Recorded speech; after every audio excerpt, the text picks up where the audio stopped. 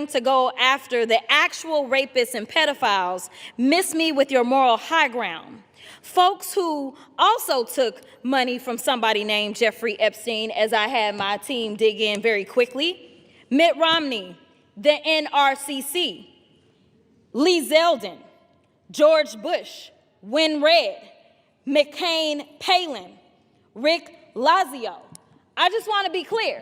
If this is the standard that we're going to make, just know we're going to expose it all. And just know that the FEC filings, they are available for everybody to review. This is absolutely ridiculous. You decide that you want to punish a sitting member of Congress because you are concerned about her text messages. Well, maybe you should be more concerned about those sex tapes that we still haven't gotten access to. Maybe you should be more concerned with the fact that the president, his name is mentioned in the files way more than Stacey Plaskett's name. Listen, I'm not saying that anything is right or wrong, but listen, if you're trying to figure out what's going on with somebody that's a criminal, then you maybe need to talk to their associates. That's exactly why maybe she was getting text messages. I'm not saying she was or wasn't. But considering the fact that they were talking to another associate of the president's and maybe she needed intel, you'd have to go talk to somebody that maybe knows what he's up to. Time has expired. We reserve. Gentleman from Maryland reserves. Gentleman from South Carolina is recognized. Mr. Speaker, I recognize my good friend from Arizona, Mr. Biggs. How much time is the gentleman recognized? How much time? Time you've allotted the gentleman from Arizona? How much time do we have left? The gentleman has 17 minutes remaining. As much time as the gentleman may consume. Gentleman is recognized. Thank you, Mr. Speaker. Thank you, Mr. Norman. Thank you for raising this issue. This to me, this is an interesting issue because I'm hearing the argument is coming at us and it says, well, you know, there's no due process. Well, debate is a part of due process. That's part of due process, is to have this debate. You get to stand up, get to defend, and get to raise your issues. And you chose to take it back to committee, which, as Mr. Roy said, that kind of indicates that maybe you know that there's something that's not great about this. So I'm looking at this, and here's at least one of the exchanges that seems to have taken place, and maybe we'll hear some comment about it. That'd be good. You can make some comment about it, but in this exchange, Mr. Epstein sent a text message to the gentlelady from the Virgin Islands. And this is the quote. He brings up Rona, keeper of the secrets.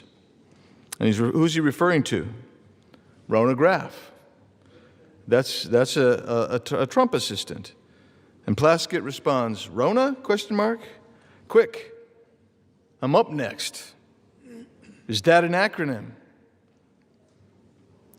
So she wants to know what Mr. Epstein wants her to talk about.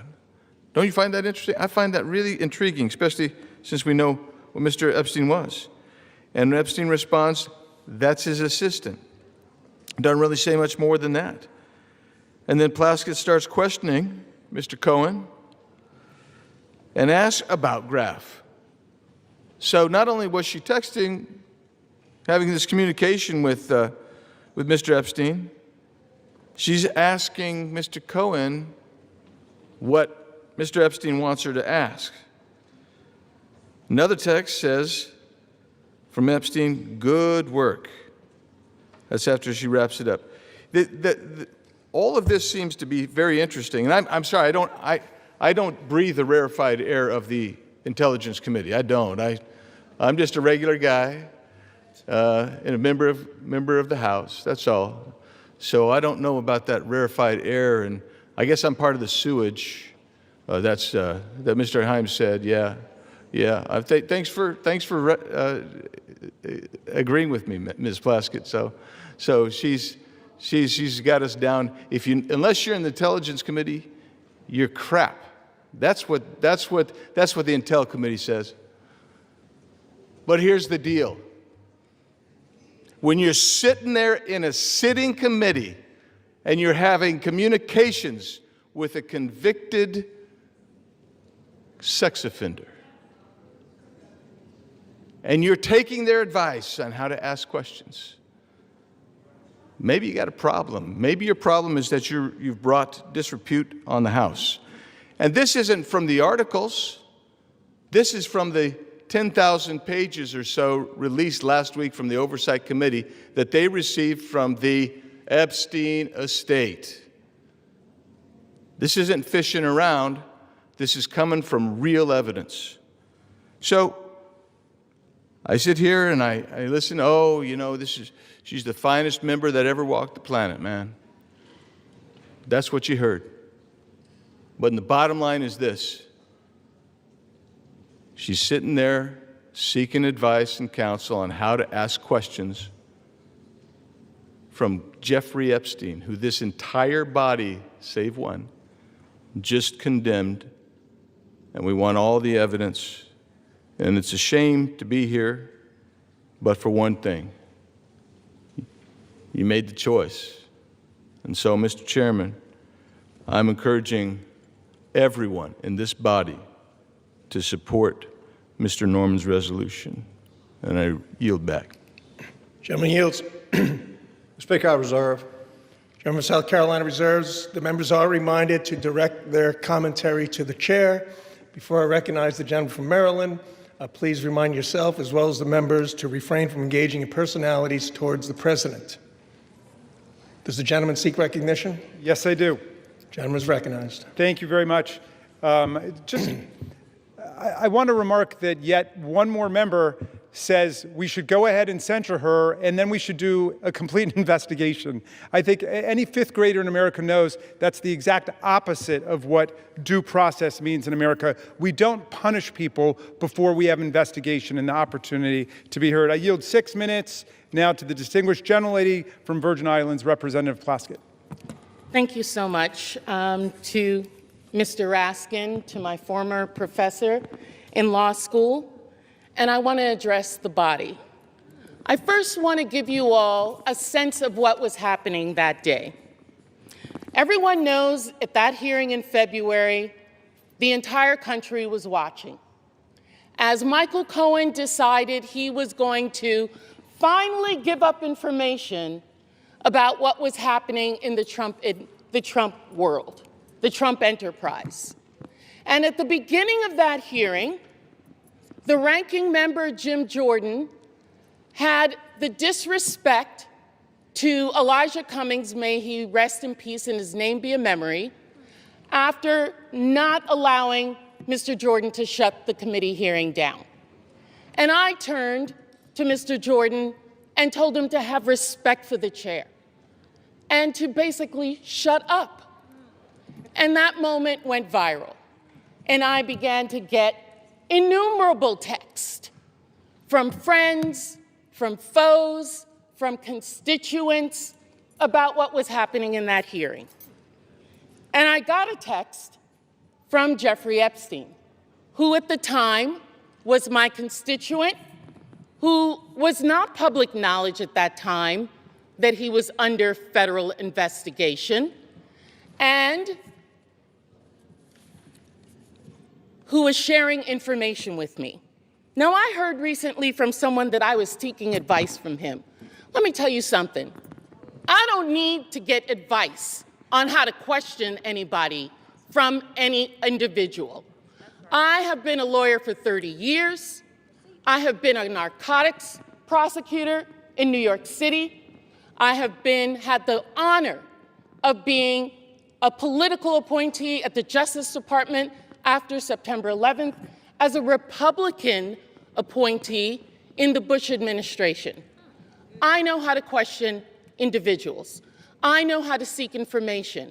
I have sought information from confidential informants, from murderers, from other individuals, because I want the truth, not because I need them to tell me what to say.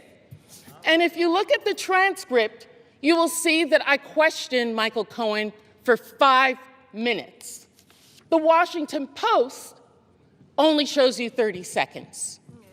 and takes from it one individual's name that I got from Jeffrey Epstein and didn't know who the individual was, and put that individual with a host of other individuals that I felt the committee should subpoena. They've never been subpoenaed. They've never been questioned. Because at the end of the day, I know that in the Trump administration and with my colleagues over there, it's not about sexual assault. It's not about support of victims. It's about money. It is about money. I have consistently stood against sexual violence and the exploitation of women and children in previous careers as well as here in this body. We all know that Jeffrey Epstein's actions were absolutely reprehensible. As a constituent, as an individual who gave donations to me, when I learned of the extent of his actions after his investigation, I gave that money to women's organizations in my community. Not back to him, but to women in the community who needed that support. That's what I think should have been done, and that's what I did. They've taken a text exchange which shows no participation, no assistance, no involvement in any illegal activity, and weaponized it for political theater, because that's what this is. This has been reviewed by federal courts. Any charges, victims who initially had a case against me dismissed it on their own without prejudice. You don't want to talk about what is really happening here. Your attacks on working families, your protection of powerful predators and corporate criminals. You want to talk about texting felons. How often do you text President Donald J. Trump? That's the individual we should be concerned about. And let me tell you this. I am not going to support the wealthy and connected who continue to exploit workers and evade taxes, powerful figures with credible allegations who face no consequences, and corporate interests profiting from human suffering while families struggle. And let me tell the people of the Virgin Islands, Gentleman will state his point of order. The point of order is you may not call the President of the United States a felon. That is a violation. Gentlemen, point of order is under consideration, and we're not going to lose order here either, so please.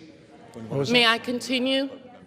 May I continue, Mr. Members Speaker? are, however, reminded to refrain, as mentioned a little while ago, from making personality commentary towards the President. The point of order is not timely, so the gentlelady is recognized. Thank you, Mr. Speaker. What is happening here? I feel sorry for my colleagues. I feel sorry for this body. I see members coming and speaking against me who I've never even had a conversation with. You don't know me. You don't know the work that I've done. You don't know the support that I've given to families, to individuals, to support people. I worked a full-time job with children under the age of 5, going to school, law school at night. Do you think I would risk my law degree for any individual? Never mind a reprehensible individual by Jeffrey Epstein, I would not. But what I'm about is the truth. And let me tell the people of the Virgin Islands, this attempt at intimidation will pass. We in the Virgin Islands do not back down from a fight. That is how we won our freedom, and that is how we will continue to grow our equality. And if you censure me, take away a committee, I will still do the work because I am here to support people and to support this great Constitution, which I have sworn numerous times to uphold. We reserve, and I thank the lady. The gentleman reserves. Gentleman from South Carolina is recognized. Mr. Speaker, before I recognize Mr. Clyde, let me just say, Ms. Pulaski, I don't know you. My overall impression of you has been good. But, and you give these words about protecting families and children. Where was that demonstrated when you took money from a convicted pedophile that had served time? Where was that? The words are beyond believability. And I think you're a nice person, but you missed the boat when you took money. I've got the mic now. You lost your I don't know the word to describe it, but what you did, you deserve to come off the committees. And let me remind you, we want this to go to the Ethics Commission. And to those listening, the Ethics Commission is 5 Democrats and 5 Republicans. Let them find it. But in the meantime, you do not deserve to serve on a committee with national clearance. And I would like now. Will be reminded again to direct their commentary to the chair. Mr. Speaker, I would like to recognize my good friend from Georgia, Mr. Andrew Clyde. How much time is the gentleman shall I recognize him? How much time is left? You have 11 and a half minutes remaining. 5 minutes. Gentleman's recognized for 5 minutes. I thank the gentleman for yielding. My good friend, Mr. Norman from South Carolina. Mr. Speaker, I rise today in support of this resolution censuring and condemning Delegate Stacey Plaskett of the U.S. Virgin Islands for inappropriate coordination with convicted sex offender Jeffrey Epstein during a congressional hearing, and removing Delegate Plaskett from the Permanent Select Committee on Intelligence and referring her to the Ethics Committee for further investigation. After 4 years of silence on this matter, not a peep during the entire Biden administration, let me repeat that, after 4 years of silence on this matter about Jeffrey Epstein, House Democrats are now demanding transparency and accountability surrounding Jeffrey Epstein and his associates. While their fake outrage is clearly just another disgusting attempt to smear President Trump, House Republicans are taking this matter seriously and are working toward delivering the much-needed transparency and accountability that the American people deserve. This resolution is accountability, page 1. During the House Oversight Committee's ongoing investigation into Jeffrey Epstein, emails obtained by a congressional subpoena, that's right, it was the congressional subpoena by the House Oversight Committee, not the discharge petition that just got voted on, but this was the Oversight Committee's congressional subpoena, has brought to light that in 2019, Delegate Stacey Plaskett coordinated her line of questioning with Jeffrey Epstein in real time over text messages during an Oversight Committee hearing featuring testimony from Michael Cohen. Now, who is Michael Cohen? Michael Cohen was the disgraced former attorney of President Donald Trump. She was asking input from Jeffrey Epstein on how to best question Cohen, and Cohen was himself at that time a convicted felon from 2018. So now that Republicans are exposing Democrat ties to Jeffrey Epstein and his vile crimes, the other side of the aisle has flipped. They apparently no longer want transparency or accountability. Why? Because they don't want the truth. They want to weaponize a serious matter into a distraction, all in an attempt to take down President Trump and to hurt his administration and what he's doing to make America great again. The actions taken by Delegate Plaskett reflect poorly on the House, and this body needs to hold her accountable. I urge all of my colleagues to vote to adopt this resolution to show the American people that those who colluded with Mr. Epstein, including members of the House, will be held accountable, and this resolution is the beginning of that. I thank you, and I yield back. Gentleman yields. To the chair. Speaker, I reserve. Gentleman from South Carolina reserves. Gentleman from Maryland is recognized. Proud to yield 1 minute to the distinguished Minority Leader, Hakeem Jeffries. The Minority Leader is recognized. Thank you, Mr. Speaker. I thank the distinguished gentleman, my good friend from the great state of Maryland, the ranking Democrat on the Judiciary Committee, for yielding. I rise today in strong opposition. This resolution, this effort to censure Delegate Plaskett, to rip away her membership on the Intel Committee, is nothing more than a political stunt by a desperate, failed candidate for governor, trying to pander to the people back in South Carolina. Nothing more than that.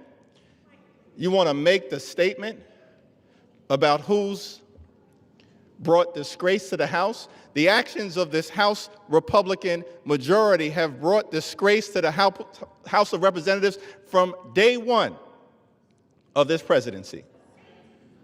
The reality is if you want to talk about fealty to the Constitution and things of that nature, the House is a separate and co-equal branch of government. You don't seem to understand that. You functioned from the very beginning of your so-called majority, Mr. Speaker, not as a check and balance on an out-of-control administration, but as a reckless rubber stamp for Donald Trump's extreme agenda, and you are failing the American people.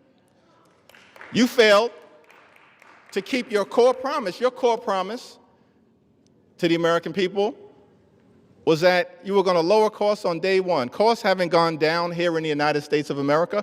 Costs have gone up.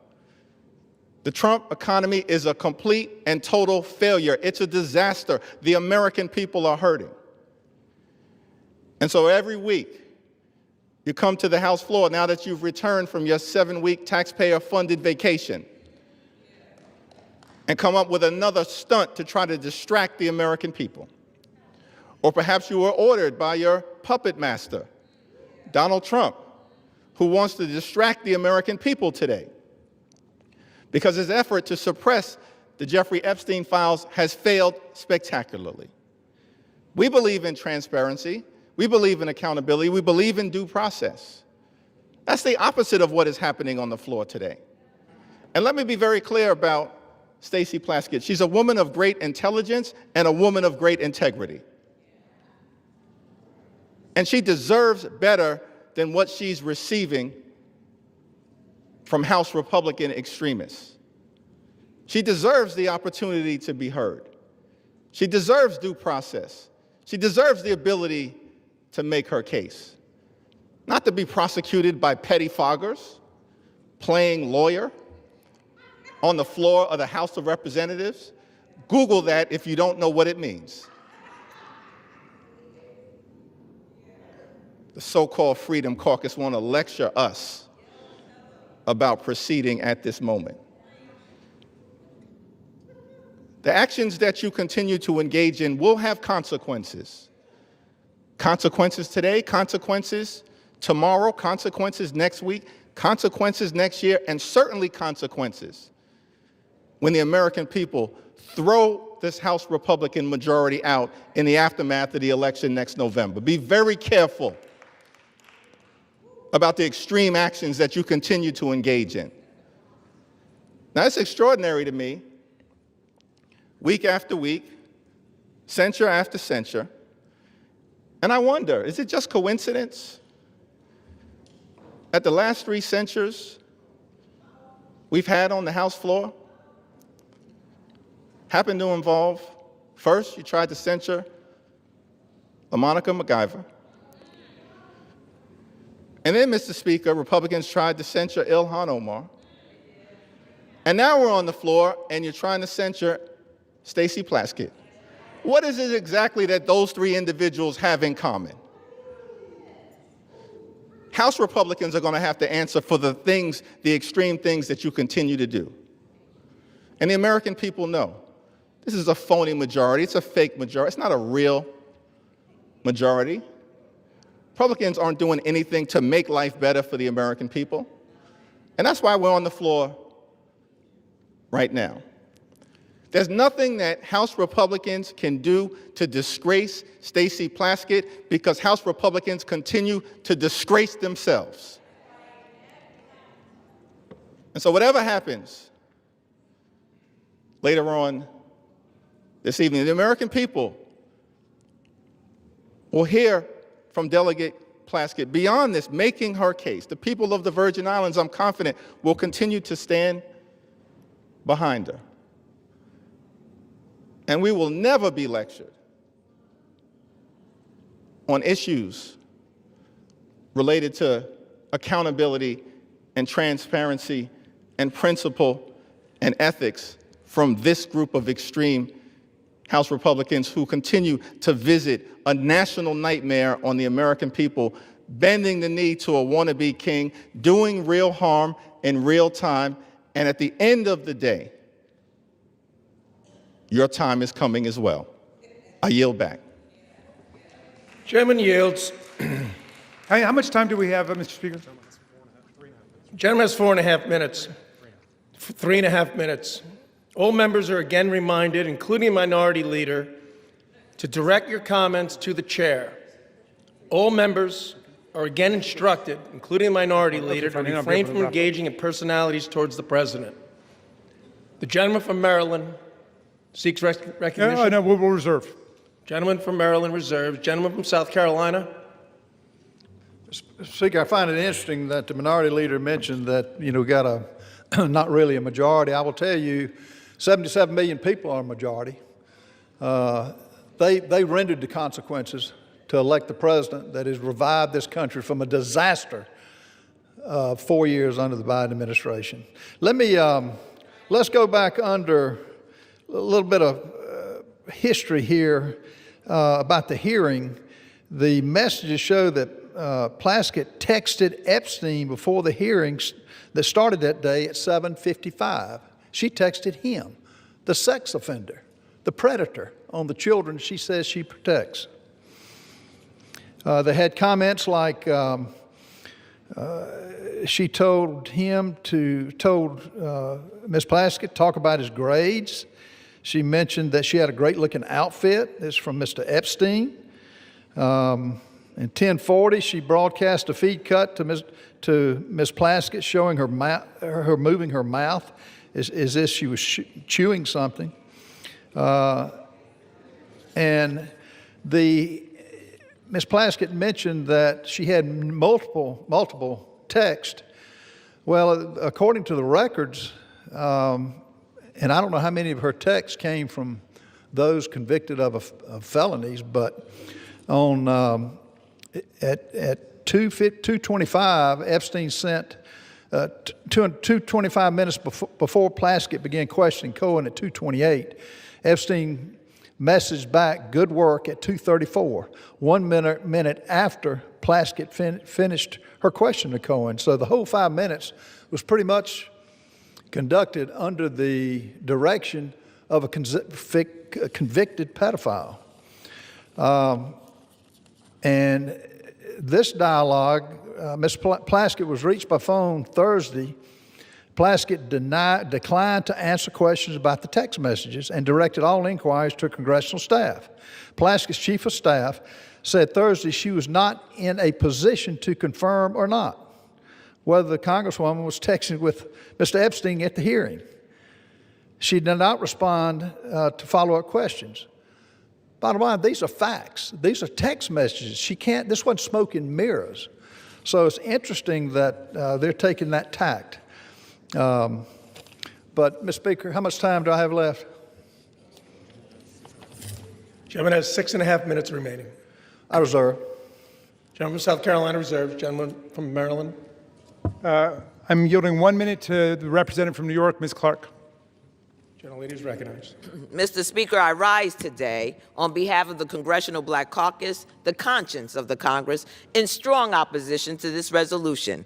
This resolution is a blatantly partisan, shameless attack. As we sit here today, Donald Trump is still the single person in this country with the authority and the ability to deliver justice to survivors and truth to the American people by just releasing the files. So instead of answering why Donald Trump chooses every single day not to release the Epstein files, they're pointing fingers at this side of the aisle. Mr. Speaker, unlike the president, Congresswoman Stacey Plaskett has committed no crime, violated no rule, and broken no promises. There has been no investigation, no due process, no inquiry into whether the Congresswoman had any connection whatsoever to Epstein's despicable and disgusting criminal conduct. This resolution would have us remove a capable and hardworking member of one of the most serious working committees in this body on the basis of a conversation from more than 6 years ago, which broke no rules, and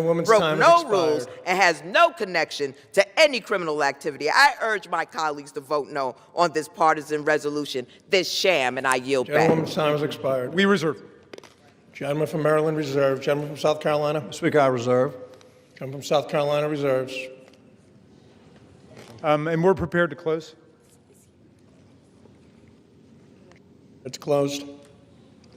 Yeah, Gentleman. I'm prepared to close. All right.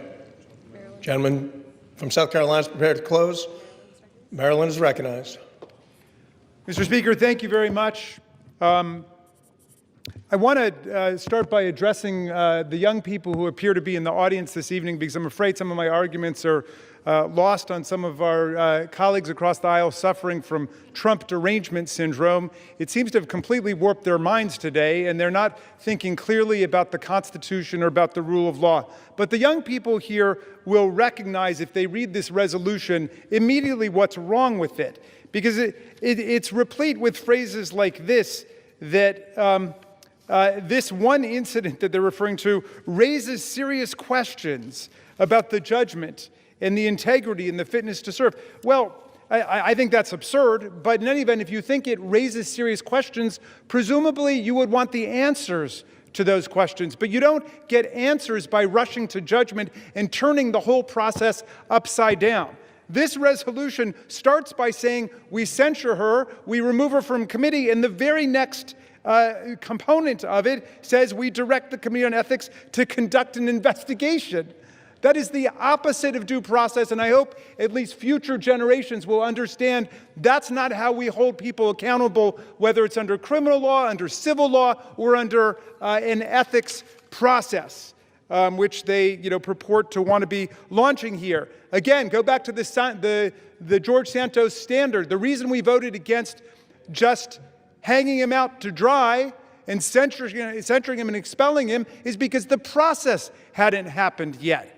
And Democrats and Republicans together did it, but they're thinking in solely partisan terms. Even Matt Gaetz, accused of having sex with a 17-year-old, was never censured by the House of Representatives. Even with Speaker McCarthy and others condemning him for what he did, we did not censure him. Think about what you're doing to the precedents of this body by trying to attack Ms. Plaskett. And let me just close with a personal thought. I wasn't going to bring it up because I didn't want to embarrass her, but she was one of the 3 finest students I ever had in constitutional law. She was a straight A student in the early 1990s. She's a straight A student in the 21st century. I'm proud not only that she was my student, but that she's my friend and that she's my colleague, and you don't disgrace us in any way. You go to work every day for the people of Virgin Islands, and we're proud of you. And with that, I'll yield back. Gentleman yields. Gentleman from South Carolina is recognized.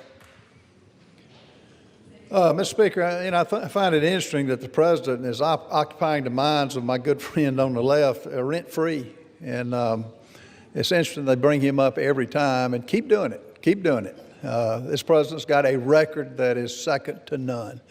And I hope our listeners in the audience can distinguish between just words and babbling on when they reject the facts of what's been presented. Texts don't lie. And they can offer all the excuses. And I do think Ms. Plaskett is a nice lady. She made a mistake here, a bad mistake. She took advice from a convicted pedophile that is indefensible in this discussion here today. Mr. Speaker, I've listened to my colleagues defend the indefensible. I've heard everything from this is old news to this is just politics. But not a single person has disputed the key fact. Written records in Epstein's own estate documents show Delegate Plaskett sought his input for an official hearing. This is the issue, that alone. Everything else is just noise. This chamber cannot overlook that a sitting member of Congress coordinated with a convicted sex offender to prepare questions for an official proceeding. Imagine telling the American people that that's acceptable. Imagine explaining to parents all across this country that Congress sees no problem with relying on the counsel of a predator of our innocent children. Some of my colleagues want to blur the edges, soften the facts, or bury this under procedural fog, noise as I call it. But sunlight is the best disinfectant, and accountability is not optional. This resolution is not excessive at all. It is appropriate. It is measured. It is necessary at this time. The question before us is very simple. Do we uphold a minimal standard for ethical conduct Or do we just shrug and say, well, maybe next time? Mr. Speaker, the public deserves better. The House deserves better. The American people deserve better. I urge adoption of this resolution, and I yield the balance of my time. Gentleman yields. Without objection, the previous question is ordered on the resolution. The question is on the adoption of the resolution. Those in favor say aye. Those opposed say no. In the opinion of the chair, the ayes have it. Yeah. Welcome to procedural democracy. For what purpose does the gentleman seek recognition? I request a recorded vote, and I challenge the Speaker's interpretation of the voice vote. Does the gentleman ask for the yeas and nays? I ask for the ayes and the nays. The yeas and nays are requested. Those favoring a vote by the yeas and nays will rise. A sufficient number having risen, the yeas and nays are ordered. Pursuant to Clause 8 of Rule 20, further proceedings on this question will be postponed.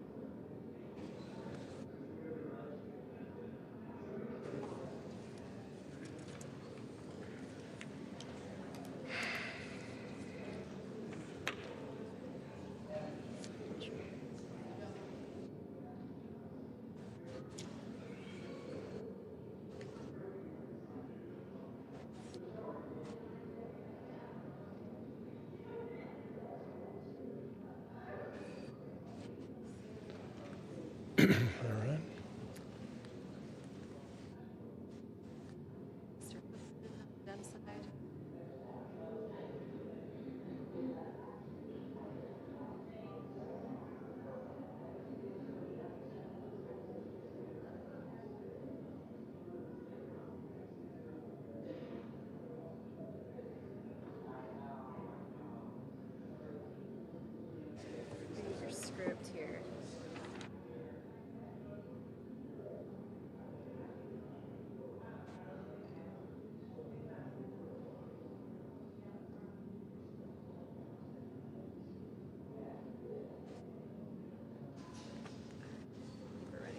Okay. For what purpose does the gentleman from Arkansas, Mr. Westerman, seek recognition?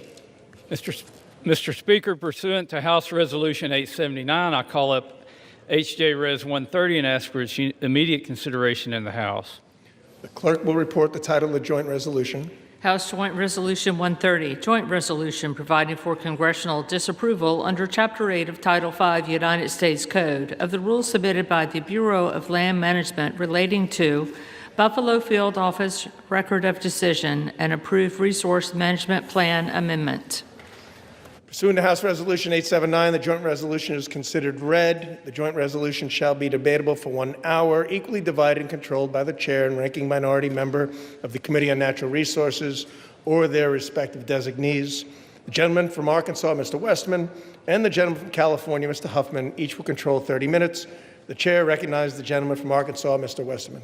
Mr. Speaker, I ask unanimous consent that all members have 5 legislative days to revise and extend their remarks and to include extraneous material on H.J. Res. 130. Without objection. Mr. Speaker, I yield myself such time as I may consume. The gentleman is recognized. I rise in strong support of H.J. Res. 130, which would repeal the Bureau of Land Management's Misguided Resource Management Plan, or RMP, amendment for the Buffalo field office in Wyoming, which was finalized in the twilight hours of the Biden-Harris administration. Wyoming's Powder River Basin currently supplies 40% of the nation's coal. The RMP amendment in question effectively halted future federal coal leasing across a region in Wyoming larger than New Jersey and located in the heart of America's coal country. Without repeal, the RMP amendment will end coal production in the region entirely by 2041 and close 12 active mines. The RMP amendment is a death blow to America's energy security, Wyoming's workers, and the economic backbone of the state itself. It is projected that U.S. electricity demand will grow by as much as 128 gigawatts through 2029, and global energy demand is expected to double by 2050.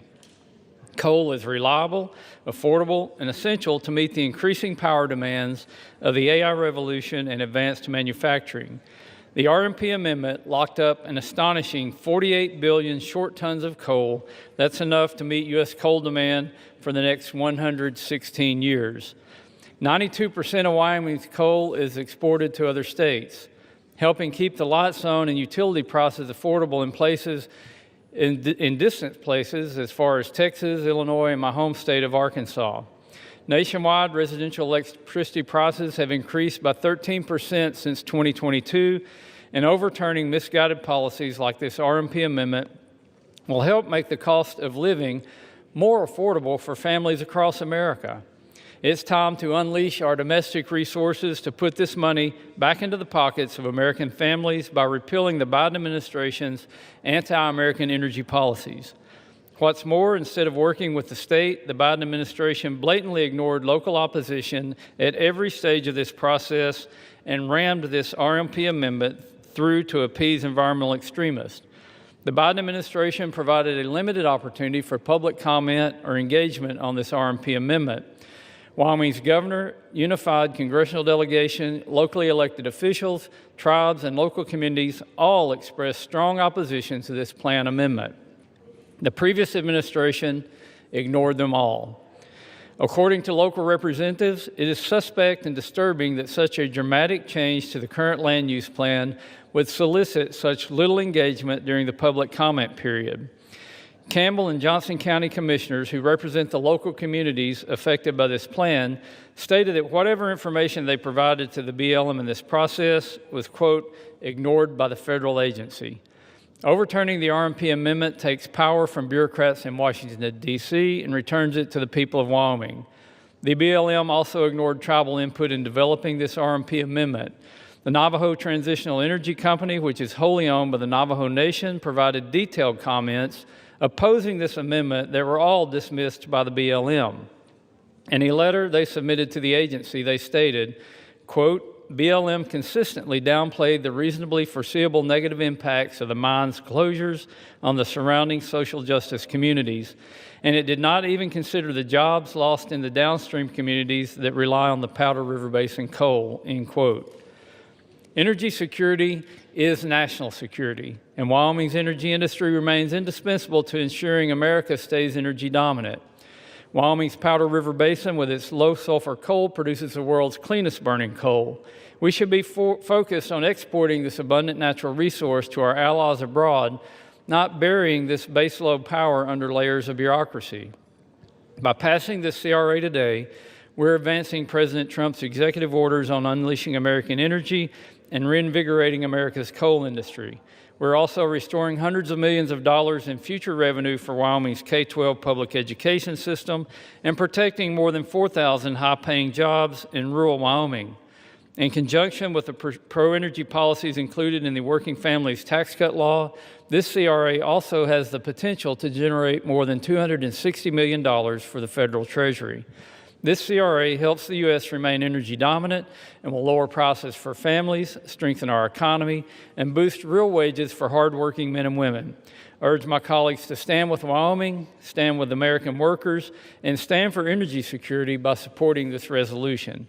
I reserve the balance of my time. Gentleman reserves. Gentleman from California is recognized. Thank you, Mr. Speaker. And let me wish Chairman Westerman a happy birthday.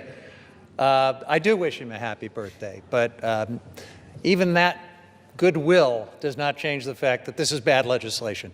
And so, unfortunately, Bruce, I'm going to have to rise in opposition to the bill while wishing you a happy birthday. We are, Mr.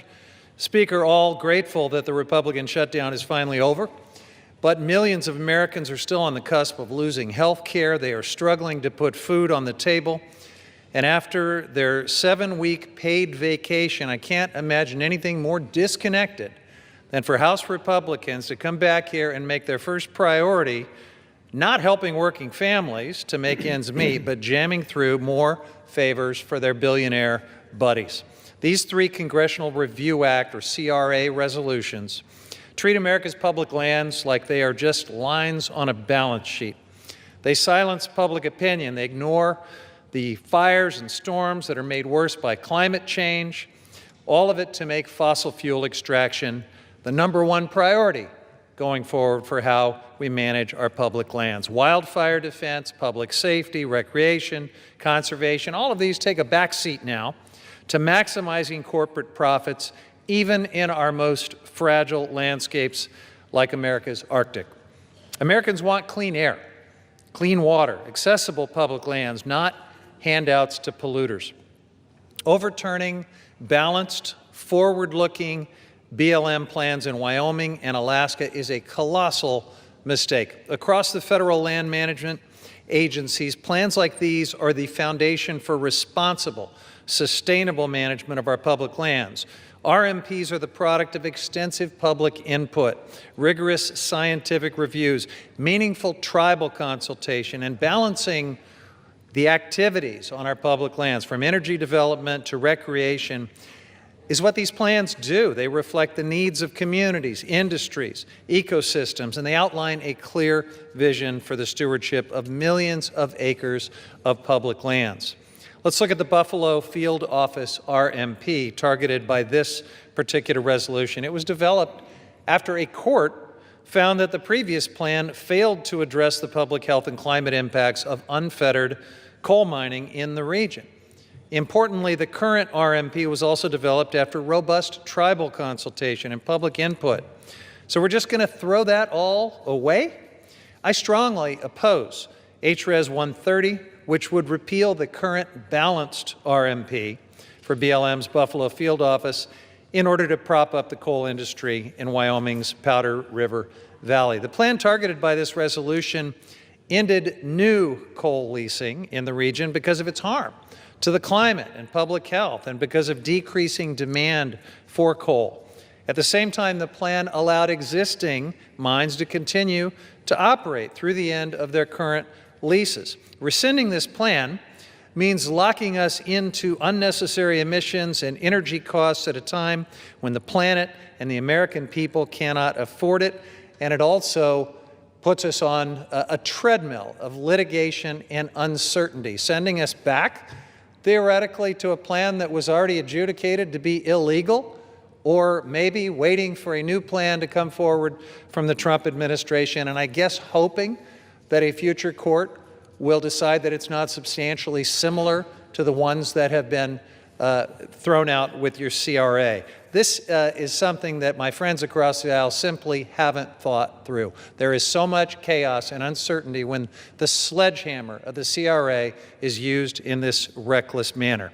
Now, House Republicans already passed and the administration implemented unprecedented giveaways to the coal industry through the One Big Beautiful Bill Act, including slashing the royalty rates for coal from 12% to 7.5%, and opening more than 13 million acres of public lands for coal leasing. But even with these handouts, it's not enough to reverse decades of market contraction in the coal industry. The coal industry is dying. What Republicans don't mention is that BLM's coal lease sales this year have either failed to reach market value, been indefinitely canceled, or received little to no bids. Rather than simply redoing this RMP through the well-established public process, which the Trump administration is already doing, House Republicans want to overturn it using the CRA, again, an extremely blunt instrument that will throw us into great uncertainty and litigation for sure. This choice would lock out the perspectives from previous tribal and public engagement and ban the agency from ever again issuing a substantially similar RMP, leaving land policy frozen in time, really more like frozen in some kind of a limbo. Incredible uncertainty and chaos. House Republicans want to permanently enshrine fossil fuel extraction as the top priority for millions of acres of public land across the country, no matter the cost. And they're picking winners and losers here, blocking affordable renewable energy projects, sacrificing our public lands in the process. I urge my colleagues to reject these reckless resolutions that would upend millions of acres of public land management and reject this entire familiar playbook from congressional Republicans, trying to deepen our dependence on dirty fossil fuels that pollute our air, contaminate our water, and harm the public health, while doing everything possible to slow, stop, or sabotage the development of affordable, renewable energy. Our constituents deserve a lot better than this. We deserve clean, affordable, and reliable energy. We deserve good-paying jobs and affordable health care. And we shouldn't sacrifice America's health, environment, and livelihoods in order to do it. This legislation and my friends across the aisle are on the wrong side of history, trying to prop up the dying coal industry. They're on the wrong side of public land management, and they're on the wrong side of the American people's pocketbooks as they face rising electricity costs. That's why I oppose this resolution and reserve the balance of my time. Gentleman reserves. Gentleman for Arkansas is recognized. Thank you, Mr. Speaker. And Mr. Speaker, I sincerely appreciate the birthday wishes from my friend across the aisle. That means a lot to me. If I had a birthday wish of my own, it would be to make energy more affordable for the American people, to help the good folks of Wyoming to have a livelihood, and to not only keep prices down, but keep good-paying jobs across this country that are in the energy industry. We know that we need more energy going forward. We need more electrons on the grid. We need a larger grid, and we need to all work together to do those things. But if this resource management plan amendment by the previous administration was balanced, I would hate to see a heavy-handed resource management plan amendment by the previous administration, because this took a sledgehammer to an established industry in the state of Wyoming. And I'm sure my distinguished colleague from the great state of Wyoming, Representative Hageman, who is the lead sponsor of this legislation, will go into detail what this would mean to Wyoming if this plan amendment stays in place. And I yield her 6 minutes. Thank you, Mr. Chairman. Mr. Speaker, I rise today in support of my legislation, House Joint Resolution 130, which utilizes the Congressional Disapproval Procedure under the Congressional Review Act, or CRA, to restore coal leasing in Wyoming's Powder River Basin. Many on the East Coast of America might be surprised to learn that the federal government owns massive amounts of the western states. In Wyoming, the federal government owns about half of our surface estate and 60% of the subsurface estate, or our minerals. In Northeast Wyoming, the Bureau of Land Management's Buffalo Field Office owns and manages over 788,000 acres of land and 4.7 million acres of our mineral estate. Notably, this land encompasses Wyoming's share of the Powder River Basin, North America's largest coal deposit, responsible for the production of 40% of our nation's coal. Wyoming is the largest coal producer in the nation. We, in other words, are responsible for ensuring that you can turn on your lights and heat your home. The BLM manages its public lands pursuant to the Federal Land Policy Management Act, which is implemented pursuant to what we refer to as Resource Management Plans, or RMPs. These RMPs are designed to maximize resource values for the public. The BLM is required to comply with a multiple-use mandate, ensuring that these combination of uses meet current and future needs of the American people. In its waning days, the Biden administration issued an RMP amendment for the Buffalo Field Office, which pursued the no new leasing alternative, pulling 481,000 acres of America's largest coal reserves and resources offline, making 48 billion short tons of coal unavailable and ending leasing in the Powder River Basin. Such a decision cannot be considered a legitimate or legal RMP pursuant to FLPMA, and neither does it align with Congress's multiple-use mandate. The Biden RMP is instead very clearly a mineral withdrawal enacted by climate activists in direct violation of the law. The Biden administration's decision to terminate mining in Wyoming's PRB is not only irresponsible and harmful, but downright illegal, a mechanism used by the governing elite to inflict harm on every single citizen of this great country to further climate change lunacy. If this RMPA is allowed to continue, it would risk 4,122 jobs in rural Wyoming, $1.9 billion in labor output through 2048, and millions of dollars in state revenue used to fund public K-12 education. This seemingly localized decision has national repercussions as well. In 2024, Wyoming produced 191 million tons of coal, 171 million tons of which was shipped to 26 different states for producing electricity. At these rates, Wyoming produces about 40% of the nation's coal and about 80% of all federal coal production. With coal generating as much as 23% of America's electricity at any given time, Wyoming coal supplies as much as 9.2% of the electricity produced in this country. Watching the arguments in the Rules Committee last night and on the floor today, it is clear that affordability is the word of the day for my colleagues across the aisle. If utility bills for Americans is something they genuinely care about, then I encourage them to vote for H.J. Res. 130 and to not turn off the Powder River Basin coal, which accounts for so much of American energy and could generate even more if Washington, D.C. had not waged a war on coal for the last 3 decades. In short, it is policies such as no new coal leasing contained in this Buffalo RMP that reduces affordability, which my colleagues on the other side of the aisle will be supporting if they continue to oppose H.J. Res. 130. This vote today is a vote to shore up the grid, which will have positive impacts on the utility bills of Americans. When combined with what this majority did for energy development in the One Big Beautiful Bill, we are shoring up centuries of energy production. We cannot survive in this country without Wyoming coal, the majority of which is produced in the Powder River Basin. Demand for Wyoming coal is only increasing, both here and abroad. If you turn out the lights on one of Wyoming's most important industries, you will also be turning out the lights on America. The Biden administration knew this and pursued this harmful policy anyway, and they did so in violation of the law. On September 18, 2025, the Government Accountability Office determined that the Buffalo RMP was a rule subject to the CRA on the grounds that it is an agency statement, is a future effect, and it implements, interprets, or prescribes law and policy. This decision is in line with previous GAO decisions on similar land management plans and RMPs, several of which this body has passed in the 119th Congress. A vote today for H.J. Res. 130 has many positive implications. First, it would overturn this harmful plan and revert to the 2015 RMP, thereby protecting access to 481,000 acres for coal leasing. Second, it would provide certainty to countless Wyomingites who rely on our good, clean coal for jobs and for revenue that funds the schools that our children attend. Third, it is a vote for the millions of Americans who continue to rely on Wyoming coal and who always will.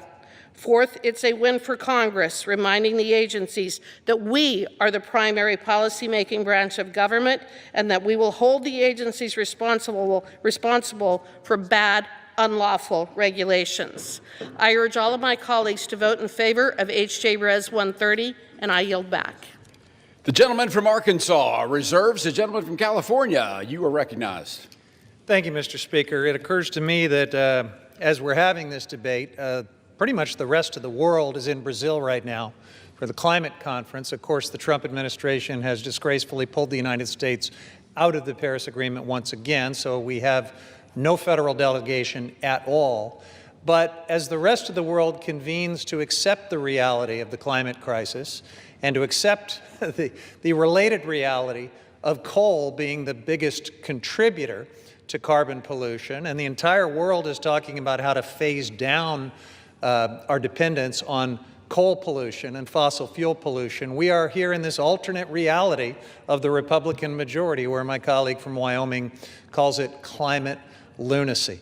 It's a sad, sad testament to, frankly, the disgraceful leadership of this Republican majority that propping up the coal industry with discounted royalties and massive subsidies and millions of acres of land giveaways, and now this misuse of the Congressional Review Act is the official policy of the Republican majority. It's just almost unthinkable, and yet that's where we are. With that, Mr. Speaker, I yield as much time as he may consume to the gentleman from New Mexico, Mr. Vasquez. Is recognized. Thank you, Ranking Member. Thank you, Mr. Speaker. Well, first, coming from New Mexico, let me tell you that I have gone through the RMP process firsthand in my own Las Cruces district, the Tri-County RMP. And those are long and painful processes. They take a lot of public input, a lot of painful meetings. Those plans are developed with the input from residents from all sides of the aisle that represent different parts of what is our public lands and that mandate to have multiple use lands. They are not meant just for one industry. They are meant for everybody that uses those public lands. And when I served on the U.S. Federal Committee to advise the Forest Service, and we got all these stakeholders together to implement the 2012 planning rule, it was the same deal. We did it deliberately. We did it with all stakeholders at the table. And so these RMPs are actually developed with public input from every community, not from one single stakeholder group. And that is the painful process that it takes to update these plans, many of them which haven't been updated since the 1980s. Now, it's important that we take into account the time, the effort of not just the agency staff and those folks who show up to those hard meetings and hear the public out, but the public who comes out in my district, sometimes driving 30, 40, 50 miles just to attend one of those meetings so that they can eventually get to an RMP knowing that that will be the law of the land. And so today I rise in opposition to all the CRAs. But in particular, I want to talk about one very special place. In 2017, when the Arctic National Wildlife Refuge's coastal plain was first officially opened to drilling, supporters promised that the sale would raise significant revenue. Instead, only 3 bidders emerged. And the first mandated lease sale brought in less than 1% of the $2.2 billion that Congress was told to expect. Less than 1%. That burdened taxpayers with an additional $2 billion in national debt. Why? Well, because the Arctic is one of the most expensive places on Earth to drill. And investors and the oil industry know this. In fact, BP and Shell already abandoned their Arctic proposals, even paying to exit those leases. And financing has dried up completely, with nearly every major U.S. bank and 20 global insurance companies having publicly pledged not to finance Arctic drilling projects, yet here we are.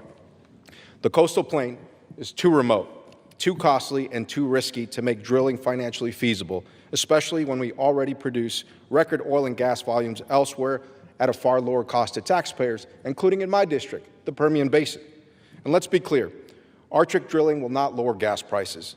With no existing roads, pipelines, or infrastructure, any Arctic oil would take years to reach the market if it ever does. I know this myself because this is a picture from when I was in the Arctic. Now, this is also a question of what we value. The Arctic Refuge is the only national wildlife refuge that protects a complete Arctic ecosystem. It's called the crown jewel of our public lands, and that it's called that for a reason. And I saw why firsthand when I was there last summer. Now, this special place offers unmatched, truly wild fishing and hunting opportunities for all Americans. When you catch your first Arctic char in the Canning River on the coastal plain, it is a moment you will never forget as an American. And these lands have provided sustenance to the Gwich'in and Inupiat peoples for millennia. The bottom line, setting the unique wildlife and recreation values of America's Arctic aside, using the CRA to overturn land management plans is bad policy, bad economics, and bad land management. And truly, it's a disrespect to the constituents who showed up to those meetings to create that RMP in the first place year over year over year. So by treating every resource management plan as a rule that is subject to the CRA, Congress is throwing the legal status of every oil and gas lease, every grazing permit, and recreational activity across the West into question. And I ask my Republican colleagues, why pursue the CRA process when this administration has already revised the plan in question? They've already opened up the coastal plain, so why do this? We should vote no, not to score a political point, but because this proposal simply doesn't make sense and won't work. Thank you. I yield back my time. Gentleman from California reserves the gentleman from Arkansas. Thank you, Mr. Speaker. You know, it's been mentioned that U.S. coal is dying. U.S. coal is being murdered. There's been an attack on it for many years, and some people will not stop until they see it gone, but it's to our own demise because we depend so much on the energy, not only from coal, but from natural gas. We need more nuclear power. We need more hydropower. We need all kinds of new power. And this isn't the time to be attacking our fuel sources. And you know, we'll have a debate on the Arctic slope and the coastal plain, but when we're talking about Wyoming, we're talking about coal, and we're talking about really the backbone of our electrical generating and distribution system. I yield 3 minutes to the gentleman from Minnesota, who's the subcommittee chairman on energy and minerals for the Natural Resources Committee, Mr. Stauber. Gentleman from Minnesota is recognized for 3 minutes. Thank you, Mr. Speaker. I rise today in strong support of this CRA resolution introduced by my good friend and colleague from Wyoming, Representative Hagman. This resolution overturns the Biden administration's actions to lock up public lands in Wyoming from responsible coal development, all part of the Democrat and President Biden's agenda, which was anywhere but America, any worker but American energy agenda. Last year, I had the opportunity to join Representative Hagman on a tour across the Powder River Basin, where we visited the coal mines and met the proud men and women who have been working there for generations. While I visited one of these mines, I met a union electrician, third-generation miner, who raised his hand and stated, "Please don't take our jobs away. I'm working here, and my son just got hired here." The passion he had for the industry and these jobs were incredible. He and now his children work in that coal mine.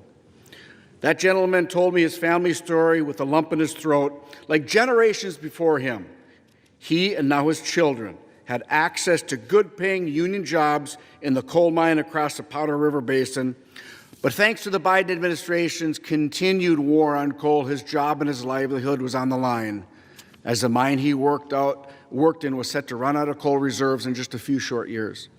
Thanks to the Biden administration's resource management plan that blocked new coal leasing, the mine wouldn't be able to access additional reserves and would have to close. In doing so, the mine would have to lay off hundreds of workers and devastate the surrounding communities that depend on the coal mining industry to drive their local economies. With tears in their eyes, this electrician asked me to save his job and save his livelihood so he could continue to provide for his family and energy for America. Mr. Speaker, we have the opportunity today to do just that. By voting in favor of this CRA, we will be able to roll back the disastrous Biden administration's anti-American energy policies and keep the Powder River Basin alive. And through the CRA, we will stop future anti-American energy administrations from taking similar steps to shut down the Powder River Basin. I want to thank my colleague from Wyoming for introducing this important CRA resolution on behalf of the hardworking men and women that make up Wyoming's coal industry. I urge my colleagues to join me in voting for this resolution, and I yield back. Mr. Speaker, I have no further requests for time. I'm prepared to close and reserve the balance of my time. Gentleman from Arkansas is prepared to close and reserves the balance of his time. The gentleman from California is recognized. Thank you, Mr. Speaker.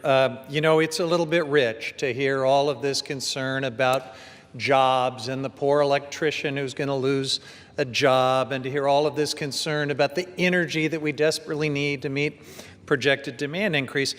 What we're really hearing across the aisle is a very selective concern about some jobs and about some types of energy, because as we're having this debate about a desperate scheme to try to prop up the dying coal industry, not just with this CRA, but with the discounted royalties, with the massive public land giveaways, with all of the other favors that have been doled out to this industry. At the same time, the Trump administration is trying in every way it can to kill off the clean energy industry, which generates far more jobs than coal. Far more people stand to lose their jobs. Former electricians, like the one my friend was just so concerned about a moment ago, stand to lose their jobs because of this war on clean energy that my friends across the aisle are just fine with. Now, Chairman Westerman said we need all types of new energy. Well, I guess we'll have a chance this week to find out if that too is just more happy talk, more hollow words, because there'll be a markup on his legislation on permitting, and Democrats have been asking for meaningful changes to this war on clean energy as the first item to have a serious negotiation and discussion about that. We'll find out, and I hope that Mr. Westerman delivers on his promise to work in good faith with Democrats and to do something about the war on clean energy. But unless and until he does, and unless and until my colleagues across the aisle stop pretending that an entire industry with far more jobs than coal and far more energy that can be brought to bear to meet rising demand at far less cost, until they stop pretending that that war on clean energy is not happening, all of this, frankly, is just political theater. Now, Mr. Speaker, to the point about the so-called viability of coal, let's just zoom in on the coal industry in the Powder River Basin, the very place that would be impacted by this CRA. On October 6th, the Bureau of Land Management held a lease sale for 167 million tons of coal on public lands on the Montana side of this specific basin. The BLM received one bid that was valued each ton of coal at 1/10 of 1 penny. The administration rejected that bid and canceled the lease sale because that abysmal price did not meet the requirements of fair market value outlined in the Mineral Leasing Act.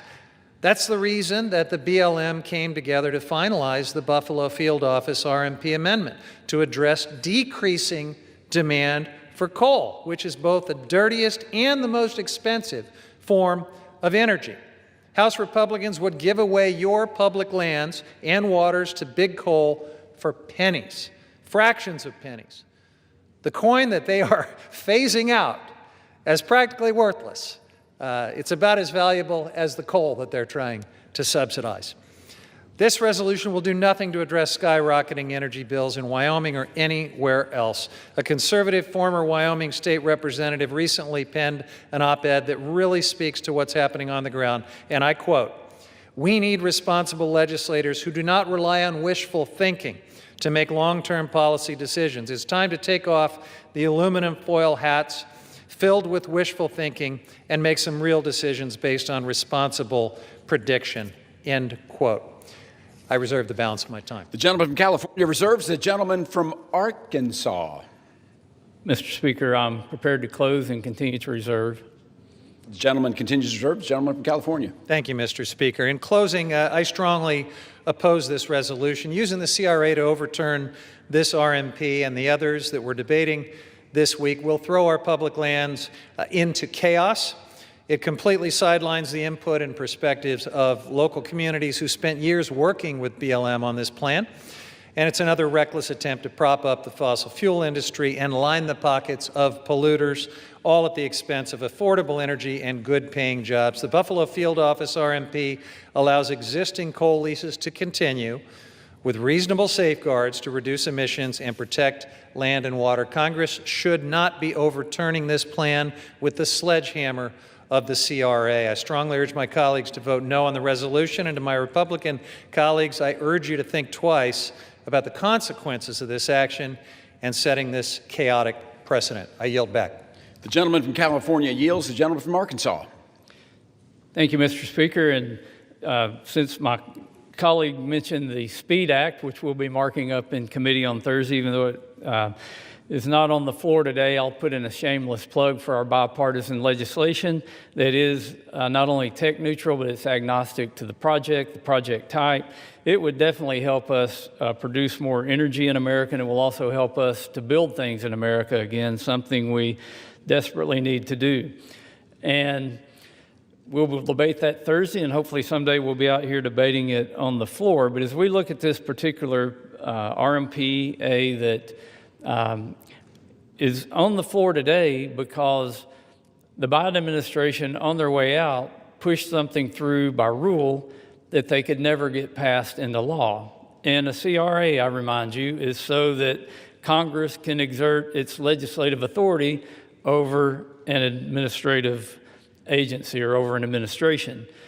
And I would remind future administrations not to make dumb rules when you're going out the door, or somebody in Congress will be standing here, maybe on the other side of the aisle, doing a CRA to turn back the rulemaking ability that is not lawmaking as we're instructed to do in the Constitution as the legislative branch.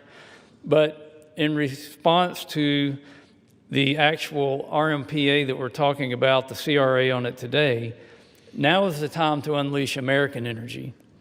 The Buffalo Field Office Resource Management Plan would not only devastate Wyoming's energy workforce, it would raise prices nationwide. We are in a competition. We're in a competition with China that certainly hasn't backed off on building coal-fired plants. Matter of fact, they're building at a rate of about one every 2 or 3 days coming online because they know they need reliable energy, they need affordable energy, and they need that to establish their manufacturing dominance and to beat us in the race for AI.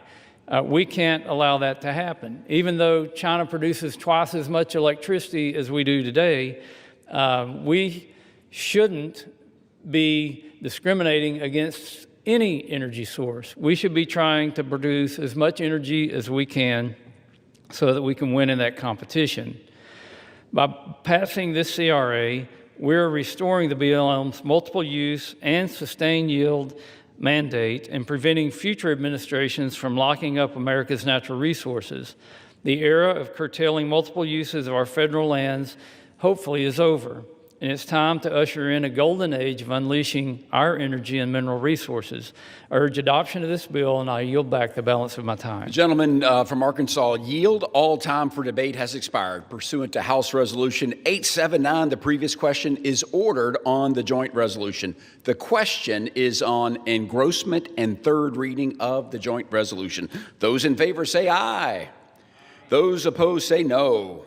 The ayes have it. Third reading.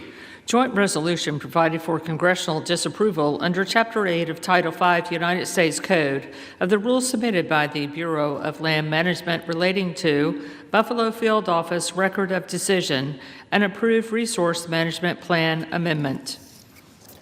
The question is on passage of the joint resolution. Those in favor say aye.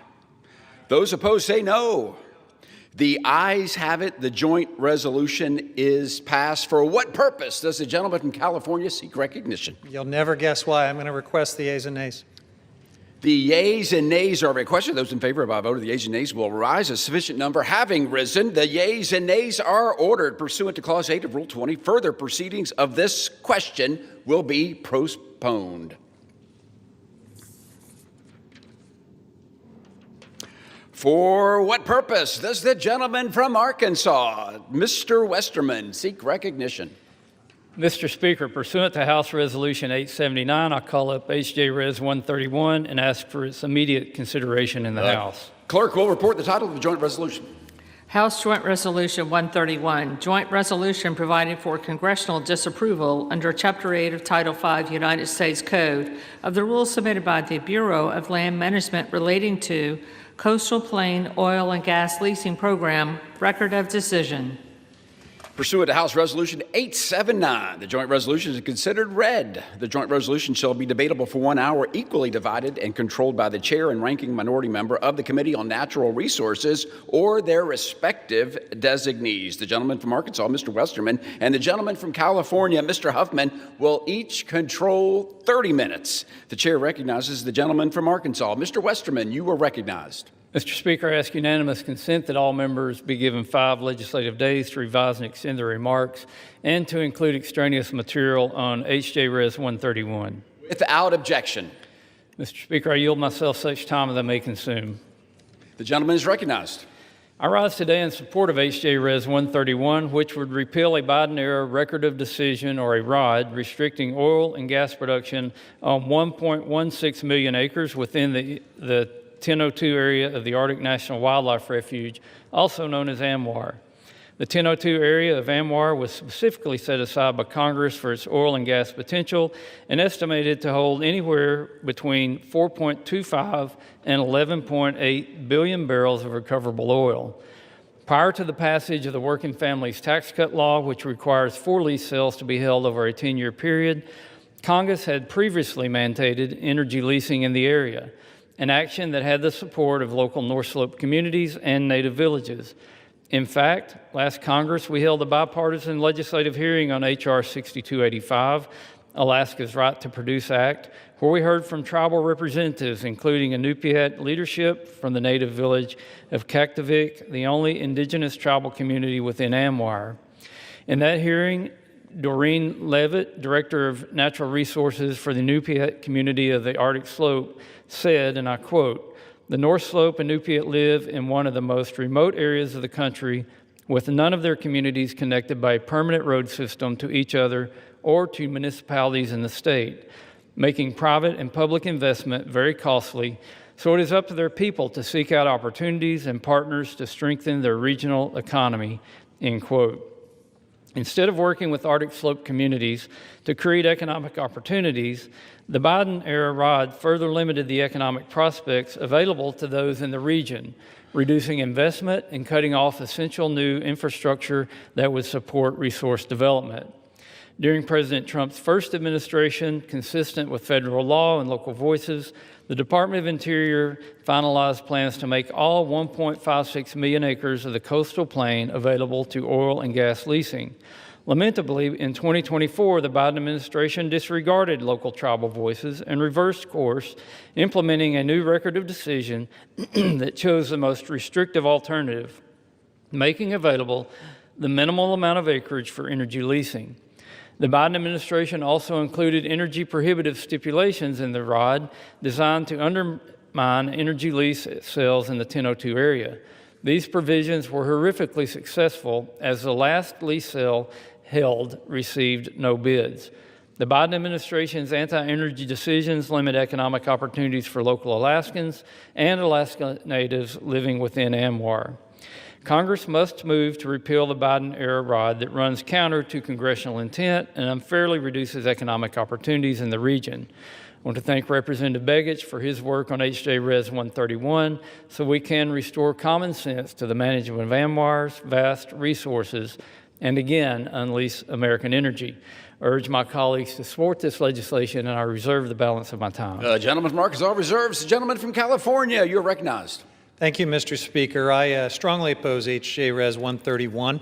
The Congressional Review Act resolution here would overturn BLM's Coastal Plain Oil and Gas Leasing Program record of decision. My Republican colleagues are once again pursuing policies that expand our nation's carbon pollution and expose our communities to future disasters. Not only would this legislation grant access to one of the most ecologically sensitive and, yes, incredibly difficult regions to drill, but it would reverse significant strides that Democrats have made to protect lands that tribal nations have occupied since time immemorial. This misguided bill would lock in oil and gas development in the Arctic National Wildlife Refuge, an area known to the Gwich'in people as the sacred place where life begins. The coastal plain is the heart of the porcupine caribou herd's calving grounds. It hosts nearly 200 migratory bird species annually, connecting the rest of the United States and also the world to this cradle of our natural heritage. Equally vital, the 9,000-strong Gwich'in Nation, whose subsistence and culture depend on the caribou herd, reside along the herd's migratory route, making any disruption not only a threat to biodiversity, but also an assault on indigenous livelihoods and traditions. Let me read to you a quote from the executive director of the Gwich'in Steering Committee, Kristen Moreland.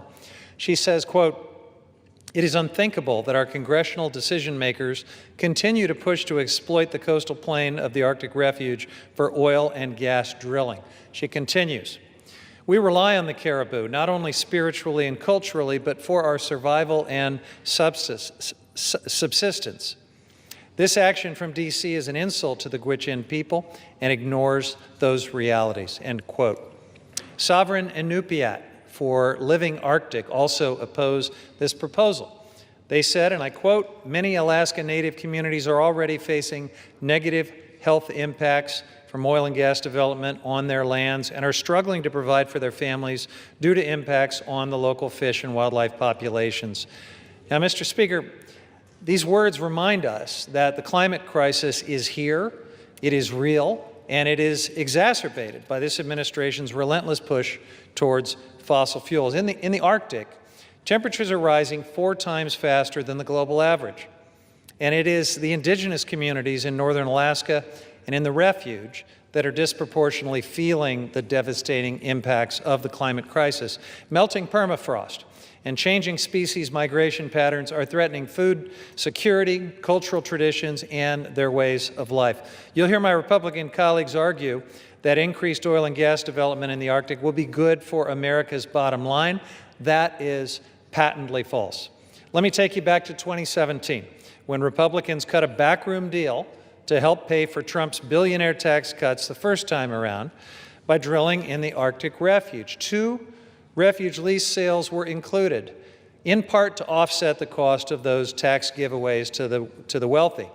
Republicans in Congress and the Trump administration promised that these lease sales would bring in $1.8 billion in revenue for the federal government and the state of Alaska. Well, when the first lease sale finally took place in 2021, guess what happened? It generated less than $15 million. That is around 2% of what the CBO had estimated. In 2022, 2 of the lease sales, 2 of the lessees actually asked BLM to cancel and refund their leases. Separately, in 2021, 2 development companies actually paid $10 million to walk away from their legacy leases in the Arctic refuge. That's about the only revenue we've been able to generate in this spectacularly difficult place to drill.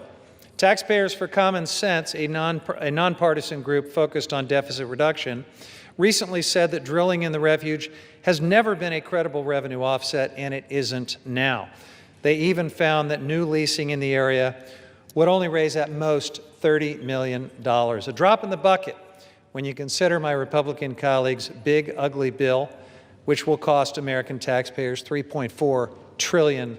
This resolution is the latest attack from my Republican colleagues to undercut our public lands, to prop up fossil fuel polluters and the expensive energy sources that they peddle, and to leave people out of the decision-making process, all while driving up energy prices for the American people. I urge my colleagues to join me in the longstanding bipartisan support for protecting the Arctic refuge by opposing H.J. Res. 131, and I reserve the balance of my time. The gentleman from California reserves. The gentleman from Arkansas is recognized. Mr. Speaker, I yield 4 minutes to the gentleman from Alaska, the lead sponsor of this legislation, Mr. Begich. The gentleman from Alaska is recognized for 4 minutes. Mr. Speaker, as the sole representative of Alaska in the United States House, I rise today in strong support of House Joint Resolution 131, a resolution to overturn the Biden administration's 2024 record of decision and action that severely restricted energy development on the coastal plain of Alaska's North Slope. For Alaskans, this issue is foundational economically, strategically, and culturally. The 1002 area of ANWR, the coastal plain, is the most studied piece of land in Alaska and one of the most resource-rich energy basins in North America. Congress set this area aside specifically because of its oil and gas potential, and Congress has twice mandated that it be leased for energy development.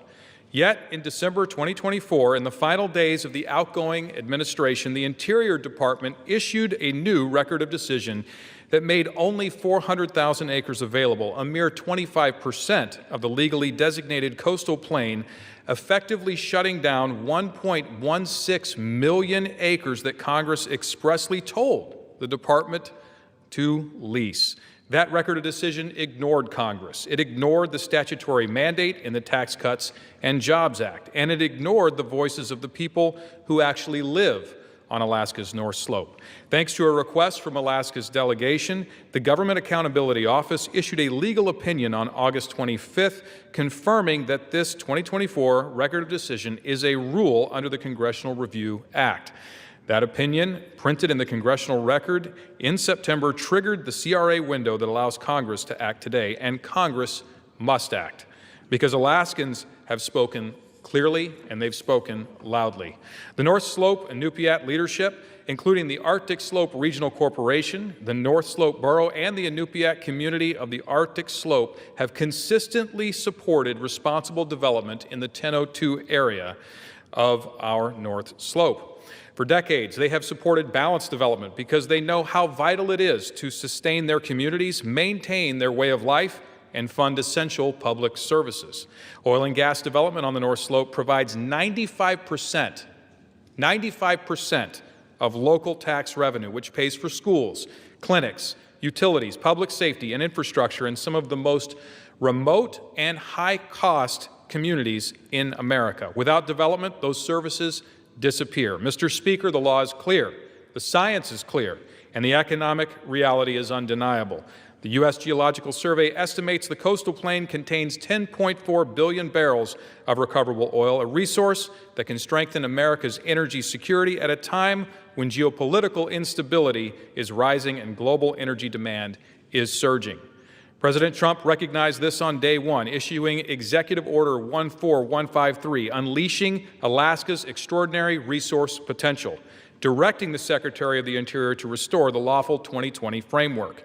And the Bureau of Land Management is already implementing that directive, working to reinstate the 2020 Record of Decision and moving forward with the 4 statutorily required lease sales mandated by the American Working Families Tax Cut.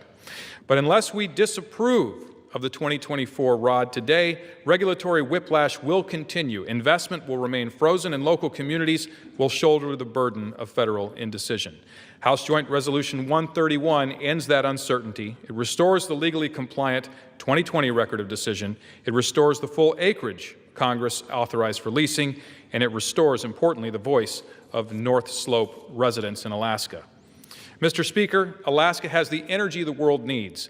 America has the workforce to develop that energy responsibly, and Alaska's communities from Utqiagvik to Kaktovik have been asking for consistency, partnership, and respect from their federal government. Today, we can answer that call, and I urge my colleagues to vote yes, support Alaska, support American energy security. I yield back. Gentleman, time has expired. Gentleman from Arkansas reserves. The gentleman from California is recognized. I reserve. The gentleman from California reserves. The gentleman from Arkansas, you are recognized. Mr. Speaker, I yield 4 minutes to the gentleman from Minnesota, Mr. Stauber. The gentleman from Minnesota is recognized for 4 minutes. Mr. Speaker, I rise today in strong support of this CRA resolution introduced by my good friend and colleague, Representative Begich. This resolution overturns the Biden administration's actions to prevent the great people of Alaska from accessing and responsibly developing their abundant oil and gas resources on the North Slope. Yet again, these actions were just another part of the Democrat and President Biden's agenda. Anywhere but America, any worker but American. This was put out by the Biden administration, Mr. Speaker, on December 8th, mere weeks before the transition to the Trump administration. Last Congress, I was proud to introduce the Alaska's Right to Produce Act, which reversed many of the same anti-American energy policies of the Biden administration and passed the House with bipartisan support. Alaska is blessed with a tremendous wealth of natural resources. In fact, when Alaska was admitted to the Union, there was a specific condition laid out that the new state would develop these abundant natural resources for the benefit of all Alaskans and all Americans.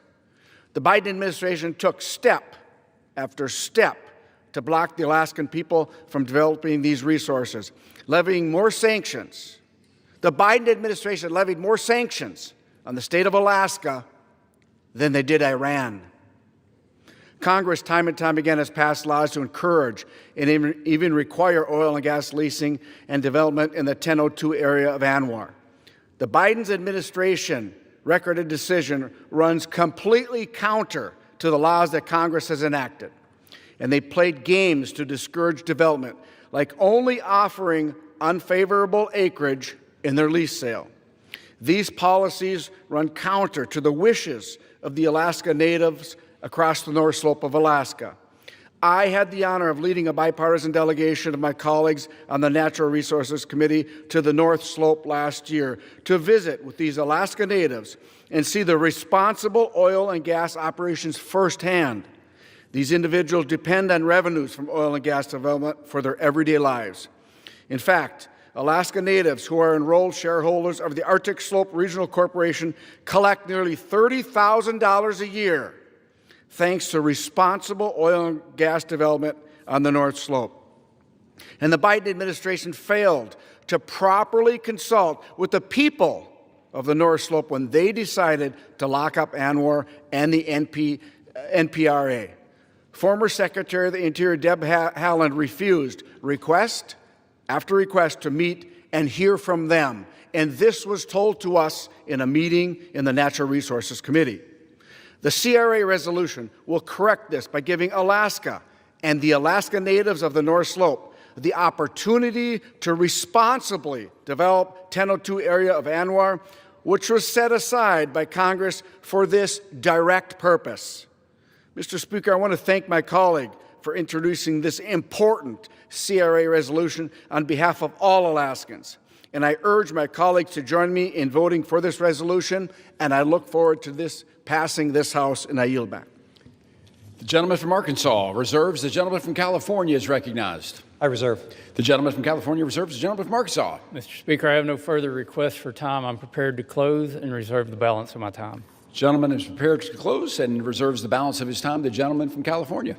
Thank you, Mr. Speaker. So in closing, I strongly oppose this resolution. It would open up ecologically sensitive, culturally important, and incredibly remote regions of the Arctic to oil and gas drilling. Drilling proponents have grossly overstated how much oil industry interest there is in drilling in the coastal plain of the Arctic Refuge. The Arctic is an extremely remote and harsh environment, requiring specialized equipment and infrastructure, making it one of the costliest places to drill in the entire world. There have been multiple lease sales held in the Arctic National Wildlife Refuge, which I want to emphasize is a wildlife refuge. And still, no legitimate oil and gas company currently holds a lease there. Even during President Trump's first term, no oil and gas company kept their leases. In fact, a recent report from Taxpayers for Common Sense outlined the lack of economic viability for any oil and gas development there, citing astronomically high costs in this remote region. So let me be clear. House Republicans' actions today will do absolutely nothing to lower your energy bills, but it will allow for the sell-off of some of our most special and sacred public lands. And that's why I oppose H.J. Res. 131 and all of the CRA resolutions on the floor today. I urge my colleagues to join me in voting no, and I yield the balance of my time. The gentleman from California has yielded. The gentleman from Arkansas is recognized. Mr. Speaker, I thank my colleagues for supporting this critical legislation and engaging this meaningful discussion. Before I close, I want to highlight another statement from Director Levitt, which he offered during a Resource Committee hearing last Congress. Mr. Stauber, in his testimony, talked about how the locals in the area just wished someone would listen to them. But Director Levitt said this, and I quote, "Had the administration acted according to the Indian Reorganization Act or its own orders, its leadership and staff would have made allowance for the fact that the Inupiat community of the Arctic Slope, or the ICAS, alongside many other North Slope tribes and entities like the native village of Kaktovik, Voice of the Arctic Inupiat, Arctic Slope Regional Corporation, and more, have a long history of supporting responsible resource development projects in ANWR. The Voice of the Arctic Inupiat, of which ICAS is a member, has a standing resolution supporting the responsible exploration and development of the 102 area of ANWR," end quote. H.J. Res. 131 responds to the wishes of the local people who call ANWR home and unleashes the region's bountiful natural resources for the benefit of U.S. energy security, and the economic well-being of local communities. I again urge my colleagues to support this legislation, and I yield back the balance of my time. Gentleman from Arkansas yields back. All time for debate has expired pursuant to House Resolution 879. This previous question is ordered on the joint resolution. The question is on engrossment and third reading of the joint resolution. All those in favor, please signify by saying aye. Opposed, say no. The ayes have it. The clerk will proceed with third reading. Joint resolution providing for congressional disapproval under Chapter 8 of Title 5 United States Code of the rules submitted by the Bureau of Land Management relating to Coastal Plain Oil and Gas Leasing Program Record of Decision. The question is on passage of the joint resolution. Those in favor, please signify by saying aye. Opposed, say no. The ayes have it. The joint resolution is. What purpose does the gentleman from California seek recognition? Request the yeas and nays. The yeas and nays have been requested. Those favor a vote by yeas and nays will rise. A sufficient number having risen. The yeas and nays are ordered pursuant to Clause 8 of Rule 20. Further proceedings on this question will be postponed. For what purpose does the gentleman from Arkansas, Mr. Westerman, seek recognition?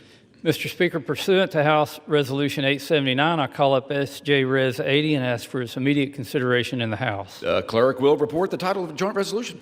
Senate Joint Resolution 80, Joint Resolution providing for congressional disapproval under Chapter 8 of Title 5 United States Code of the rules submitted by the Bureau of Land Management relating to National Petroleum Reserve in Alaska Integrated Activity Plan Record of Decision.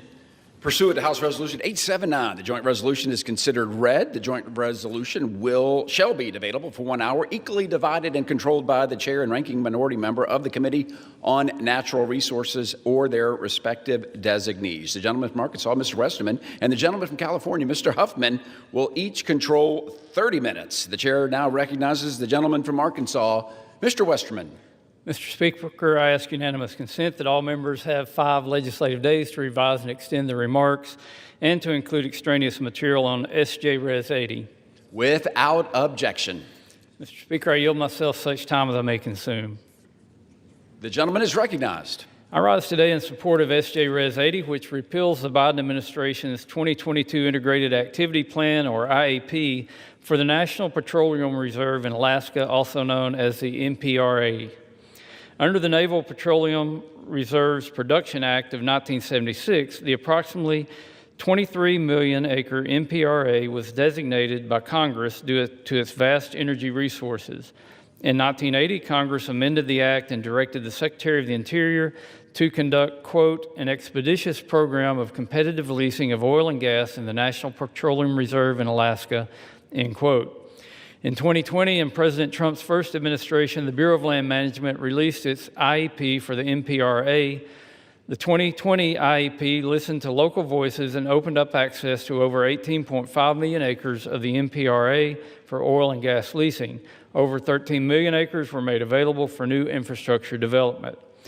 Nuggeruk Hartcherek, president of the Voice of the Arctic Inupiat, stated in a September 2023 Natural Resources Committee hearing that, quote, we also felt heard when BLM released an NPRA integrated activity plan in June 2020 that considered the interest of our communities, including future community infrastructure needs, end quote.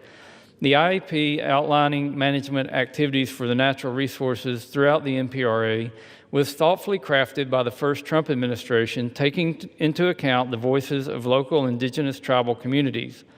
Regrettably, in 2022, the Biden administration placed the 2020 IEP with a new one, reducing the available acreage for oil and gas leasing by 37% and reducing areas available to new infrastructure by over 2.3 million acres. In November 2023, during another hearing on the matter, we heard from Commissioner John Boyle of the Alaska Department of Natural Resources, who expressed concerns about the Biden administration's NPRA rulemaking process. And again, I quote, the process to date has been confusingly deficient as the Bureau of Land Management has scheduled and canceled public meetings on short notice, avoided consultation obligations, and attempted to avoid procedural safeguards that are meant to keep rulemakings of enormous public cost and consequence from being hastily and arbitrarily implemented. Neither comprehensive environmental nor economic reviews have been completed for a proposal that will dramatically change environmental and economic management in what may be the largest federal petroleum asset in the country, end quote. In that same hearing, Mr. Hartrex shared, again, I quote, "This decision, coupled with further protections for NPRA, will undoubtedly shrink the economic opportunities available to the North Slope. It virtually guarantees to set us back on our journey towards self-determination by requiring further reliance on the federal and state government to provide for the basic needs of the people on the North Slope," end quote. Ultimately, the Biden administration stymied energy production within the NPRA and failed to offer leases in a manner that would boost revenue and provide economic stability to the region and the state. The most recent lease sale in the NPRA took place in 2019 when the BLM leased over 1 million acres, generating more than $11 million, including roughly $5.6 million for the state of Alaska. Revenue from developing these resources is essential to livelihoods of all Alaskans. For example, in FY 2022, Alaskan oil and natural gas production, largely driven by the consequences of the pro-energy policies of the first Trump administration, generated $4.5 billion in state and local revenue and supported over 69,250 direct and indirect jobs. Alaska's role as a leader in unleashing American energy dominance will continue. In the Working Families Tax Cut Law, Congress highlighted the importance of the NPRA and required 5 lease sales to be held in the area over the next 10 years. To ensure our energy independence, we must unleash American energy and ensure access to our own resources here at home. This legislation is an important step in doing just that. I thank Representative Begich and Senator Sullivan for their work to bring SJ Res 80 to the House floor so we can nullify yet another misguided Biden-era action and take another step to put our nation's energy policy back on the right track. I reserve the balance of my time. The gentleman from Arkansas reserves. Gentleman from California, you're recognized. Thank you, Mr. Speaker. I oppose SJ Res 80, which would overturn the BLM's 2022 Integrated Activity Plan Record of Decision for the National Petroleum Reserve Alaska, more commonly referred to as NPRA. Now, the name National Petroleum Reserve is more than a little misleading. This is not some industrial sacrifice zone. It's not some untapped oil field just waiting to be developed. On the contrary, the NPRA is the largest contiguous unit of public lands in the United States. It spans 23 million acres, and this area of the Western Arctic is home to a diverse ecosystem where iconic species like wolves, polar bears, and caribou roam, and beluga and bowhead whales shelter in its coastal waters. Millions of migratory birds rely on this intact landscape and critical waters and wetlands that are the NPRA. The legislation before us today would withdraw a smart and well-thought-out plan to balance conservation and development in the NPRA. The 2022 NPRA plan was developed over more than a decade of engagement with a variety of stakeholders, scientists, experts, indigenous communities, NGOs, and industry. It aimed to limit the disruption and ecological harm from existing oil and gas development while also designating special areas to protect habitat for the many species that call this amazing place home. I respect that there are a variety of views on how to manage our nation's public lands, but it won't be possible for future administrations to incorporate feedback and comments on proposed actions in the NPRA if Congress approves the resolution before us today. The CRA, as we've said several times in the course of this debate, is a blunt instrument. It would prevent BLM from ever issuing a substantially similar replacement. And so this path would strip local land managers of the ability to respond to on-the-ground changes and needs for the future of the NPRA. My friends across the aisle, you don't need to do this. There are already processes in place for administrations to propose new management decisions if you don't like this plan. And the Trump administration is doing just that already. pursuing updates to the land management plans that we've been debating here using these standard inclusive mechanisms that allow for public input. Interior Secretary Burgum withdrew conservation protections for the NPRA in July. And just last week, the Interior Department finalized a new rule that overturned the previous plan. The Congressional Review Act is simply the wrong tool to address any changes to management of these lands, and it's not even necessary. So why do my Republican colleagues need to take up our valuable floor time here debating a rule that their friends in the administration have already rescinded? They just returned from a 53-day taxpayer-funded vacation, canceled 5 weeks of votes, and still have a long to-do list before the end of the year. That list, I hope, includes figuring out how to avoid another government shutdown in January. But you may wonder if my colleagues are spending time on polluter giveaways to maybe distract from something. Maybe something like the fact that President Trump has been mentioned more than 1,000 times in the Epstein emails. President Trump and House Republicans continue to push their drill baby drill agenda, even though it makes no sense for people, for the planet, or for our pocketbooks. I urge my colleagues to vote no on this distraction, this HJ Res 80, and I reserve the balance of my time. The gentleman from California reserves. The gentleman from Arkansas is recognized. Mr. Speaker, I would just like to point out that while the current administration did recently rescind the 2024 rule this month, passage of a CRA is still necessary to prevent a future administration from, again, weaponizing IEPs similar to this one that ignore congressional intent. And by replacing the 2022 IEP, BLM wouldn't be left in limbo. They would revert back to the initial IEP finalized under the first Trump administration, which did take into account Native tribal voices and is consistent with the requirements included in the Tax Cut and Jobs Act. With that, I yield 5 minutes to the gentleman from Alaska, the lead sponsor of the House companion to this legislation, Mr. Begich. The gentleman from Alaska is recognized for 5 minutes. Mr. Speaker, I rise today in strong support of Senate Joint Resolution 80, legislation to disapprove the Bureau of Land Management's 2022 Integrated Activity Plan for the National Petroleum Reserve in Alaska. Let me be very clear.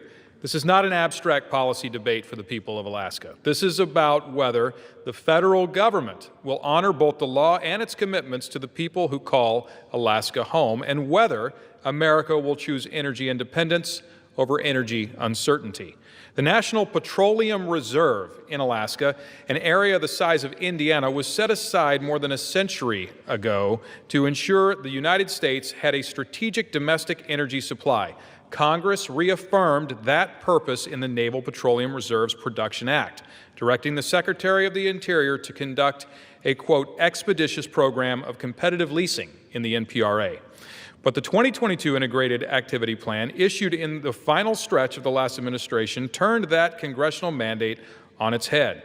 It shut the door on 48% of the reserve, reducing available acreage from 18.6 million acres to just 11.8 million acres, and restricted infrastructure corridors across millions more. In effect, the plan attempted to create a wilderness area in a petroleum reserve, and it did so without listening to the people who actually live there. Alaska is asking us to act. The Inupiat people who live in the area have spoken, and they could not have been clearer. Through the North Slope Regional Trilateral, the Inupiat Community of the Arctic Slope, the North Slope Borough, and the Arctic Slope Regional Corporation, we have heard that the Biden administration's 2022 plan imposed, quote, sweeping restrictions that curtail responsible development, undermine congressional intent, and disregard the well-being of the people who depend on these lands for both subsistence and livelihoods, end quote. These communities are located in an area nearly the size of Minnesota with no highway connections, extreme transportation costs, and a cost of living among the highest in the nation. Oil and gas development funds their schools, their public safety, their utilities, their clinics, basic services that most Americans assume their local government can provide. But on the North Slope, that stability exists because responsible development exists, and we have a duty to ensure that it continues. Alaska's business community stands with them. The Alaska Support Industry Alliance, representing 547 companies and 35,000 Alaskan workers, warned that the 2022 plan jeopardizes the jobs and investment their families depend on. National organizations from the National Federation of Independent Businesses to the American Exploration and Production Council to the American Petroleum Institute have also voiced their support for reversing this restrictive rule. And the administration itself has made clear that restoring access to the NPRA is a priority. President Trump's Executive Order 14153, Unleashing Alaska's Extraordinary Resource Potential, directs the Secretary of the Interior to review and rescind the 2022 decision and reestablish a balanced framework consistent with the 2020 plan. This statement of administration policy strongly supports this resolution. Mr. Speaker, Alaska is ready to power America. We are ready to help lower energy costs for families and small businesses. We are ready to strengthen national security by reducing our reliance on foreign nations. And the people who live in Alaska's far north, the people whose ancestors have called the region home for 10,000 years, are asking us to restore the balanced, lawful management framework that they helped shape. Senate Joint Resolution 80 does exactly that. It restores congressional intent. It restores certainty for Alaska's communities. It restores America's strategic energy reserve. I urge my colleagues to join me in supporting Senate Joint Resolution 80, to stand with Alaska, to stand with energy workers, with the Inupiat people of the North Slope, and with an American future grounded in abundant, affordable, secure energy. And with that, I yield back. The gentleman from Arkansas. Thank you very much.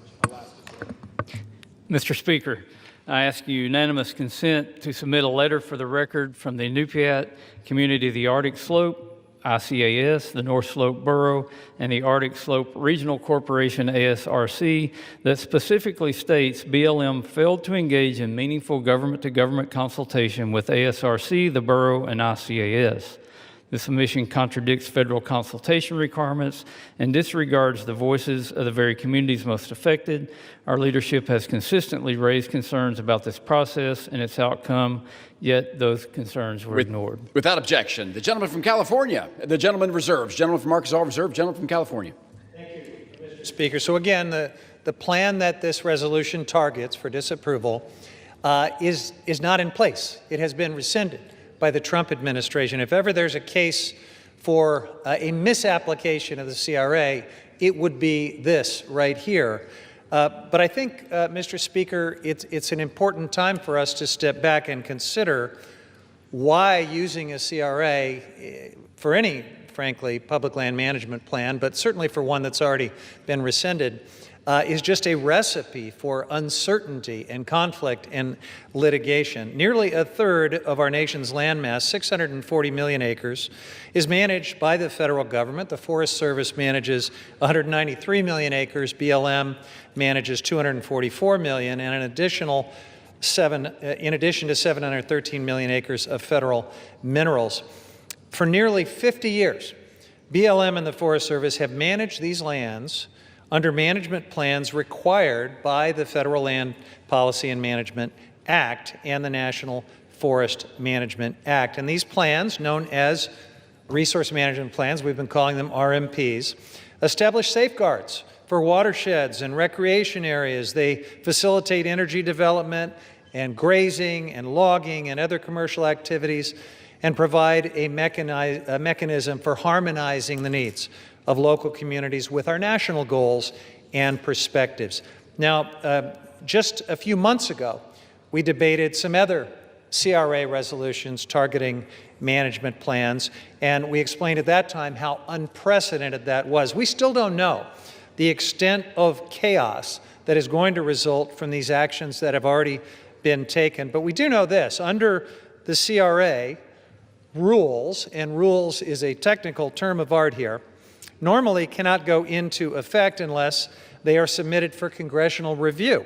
Now here's the problem. BLM and the Forest Service have never considered RMPs to be rules that they would submit to Congress. They've just never done that, and that's long been the case under both Democratic and Republican precedents. presidents, being set by those presidents. Now that Congress has decided, apparently, to disapprove of individual RMPs, what does that mean for every other plan that is in place that wasn't submitted to Congress?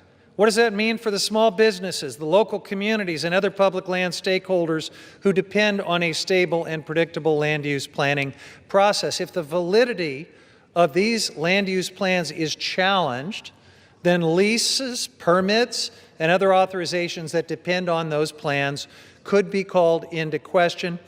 This is already creating uncertainty and delays, making it nearly impossible for new projects to proceed on time. And here are a couple of examples for consideration. What would happen to the White River Oil and Gas Resource Management Plan Amendment in Colorado, which authorizes 15,000 oil and gas wells?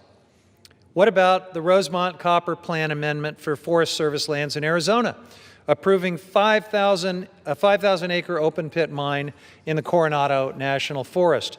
Or the Gateway West, Trans-West Express, and Gateway South RMP amendments for 3 transmission lines through Wyoming, Idaho, Nevada, and Utah. Does Interior now need to go back and submit all of those RMP amendments to Congress for approval under this new Republican interpretation of the CRA? Is Congress prepared to take on day-to-day management of public lands and minerals thousands of miles from Washington, D.C.? I don't think so. But I am not the only one who has concerns about this treadmill of litigation and conflict and uncertainty that is being created here. Let me read a quote from Kathleen Sagama, President Trump's first nominee for director of BLM. And she said, quote, "There are some additional legal risks that can arise from the CRA. It's uncharted ground. And if not used wisely, there could be some legal risks introduced and some bad legal precedents." Just a few months ago, the House passed several other CRA resolutions overturning land management plans. As we said at the time, it was unprecedented. These resolutions before us continue to chart unprecedented ground, and I don't think anyone, including my colleagues across the aisle, have thought a heck of a lot about where it leads. I reserve the balance of my time. Gentleman reserves. The gentleman from Arkansas is recognized. Mr. Speaker, I would submit that a recipe for disaster is when an administration goes out on their own, goes around the laws that Congress passed, and implement bad rules on their way out the door and expect no repercussions from that. I'd say a recipe for good governance is when Congress acts within their power to disapprove of these rules, and that's exactly what we're doing with the CRA to make sure that these rules are followed. Mr. Speaker, I have no further requests for time. I'm prepared to close, and I reserve the balance of my time. Gentleman reserves. The gentleman from California is recognized. I thank you, Mr. Speaker. I just want to point out that, we've heard a number of times now that more drilling is necessary in the name of energy independence. And I want to remind my colleagues that the United States is already the #1 producer of oil in the world and the #1 producer and exporter of gas in the world. But you would sure never know it when you look at the energy bills that are facing families all over this country. It is abundantly clear that the drill, baby, drill agenda is not working for everyday Americans. As long as we are dependent on the fossil fuel roller coaster, American consumers will be at the whim of the global oil and gas market. But if we want energy independence, and if we want lower utility bills, we need to get back on track with the transition to clean energy. It is cheaper, it is safer, and it is generated entirely here at home instead of being at the mercy of global price shocks like oil and gas just inherently are. Instead, this legislation would make us more reliant on fossil fuels and more entangled with the price effects of this fossil fuel roller coaster. Plus, oil from America's Arctic will not come online for many, many years. The Willow project, for example, won't start until around 2029. Meanwhile, the Arctic is warming 4 times faster than the rest of the world. Even at the Willow project, developer ConocoPhillips will use artificial chillers to freeze melting permafrost before drilling for oil. That's the kind of complexity and additional cost that is inherent in drilling in these remote, pristine parts of the Arctic. The project itself will release nearly 300 million metric tons of carbon pollution into the atmosphere over its lifetime, the equivalent of at least 66 coal-fired power plants. Again, Mr. Speaker, if we want true energy independence and security, we need to combat the climate crisis and transition to clean, renewable energy. And with that, I reserve. Gentleman reserves. The gentleman from Arkansas is recognized. Mr. Speaker, I'm prepared to close and reserve the balance of my time. Gentleman reserves. The gentleman from California is recognized.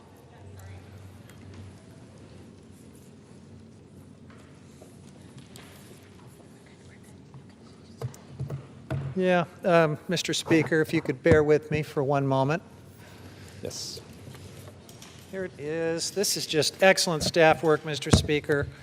In closing, I strongly oppose this resolution. The 3 Congressional Review Act resolutions that we've been considering here today are going to strip local land managers of the ability to respond to future challenges and changes and needs in the Arctic National Wildlife Refuge, the NPRA, and the Powder River Basin. If these reckless resolutions pass, these places will be locked into outdated plans that fail to account for changes in community needs, industry needs, and yes, climate-driven impacts. And these CRA resolutions are completely unnecessary because the Trump administration has already acted on their own to replace these plans. Even oil and gas industry experts across the political spectrum agree that the use of the CRA on land use plans creates regulatory and legal ambiguity. In fact, Kathleen Sagama, as I just told you, former President Trump's former nominee to lead the BLM, recently said, it's a quote worth repeating, there could be some legal risks introduced and bad legal precedent, unquote, when using CRAs in this manner. Yet apparently, my friends across the aisle are just going to do it anyway.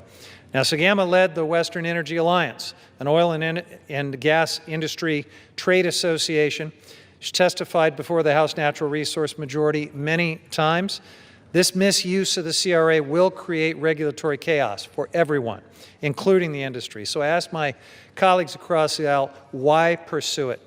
House Republicans are continuing to lock the American people into higher energy costs by pushing their fossil fuel playbook and sabotaging clean, renewable energy. Our constituents deserve better. They deserve a future with clean and affordable energy where utility bills aren't skyrocketing, where we know our lands and waters won't suffer as a result. That's why I oppose this resolution and urge all of my colleagues to join me in voting no, and I yield the balance of my time. The gentleman from California yields. The gentleman from Arkansas is recognized. Mr. Speaker, it's been stated that gas and energy prices won't be reduced by passing this CRA, and I contend that they will, because overturning these rules would incentivize much-needed investment throughout the state or the entire North Slope. The regional impacts of increased energy production in Alaska cannot be overstated. Refineries in the region, including California and Washington, are equipped to handle Alaskan oil, and the refinery in Kenai produces most of the state of Alaska's gasoline. The North Pole refinery provides jet fuel for our military, amongst other aviation fuels. 2 other refineries located in Valdez and near Fairbanks also produce diesel and heating fuels. And let me point out that 3 out of 10 state households in Alaska rely on fuel oil, kerosene, or propane for home heating. Now, you may ask, why would they rely on these fuels that are traditionally more expensive when Alaska has trillions of cubic feet of natural gas? That's because that natural gas is on the North Slope, and even in the city of Anchorage, they're running out of natural gas because they can't move the gas from the North Slope, they can't develop infrastructure, and not only can they not meet their own needs with that gas, they certainly can't export it to our allies. As many have shared, the NPRA is essential to unleashing American energy dominance and sustaining economies throughout Alaska. Congress must also act to undo the harm that the previous administration imposed, and we must work to unlock the estimated 8.7 billion barrels of oil and 25 trillion cubic feet of natural gas the NPRA holds. By repealing this decision, we can help uphold tribal voices and revert to the 2020 IAP that considered their meaningful input. Letting these plans shut down energy production in the NPRA linger would be devastating to Alaskans, especially the Native communities on the North Slope. Without jobs, people may leave these communities, jeopardizing the culture and social fabric of the region.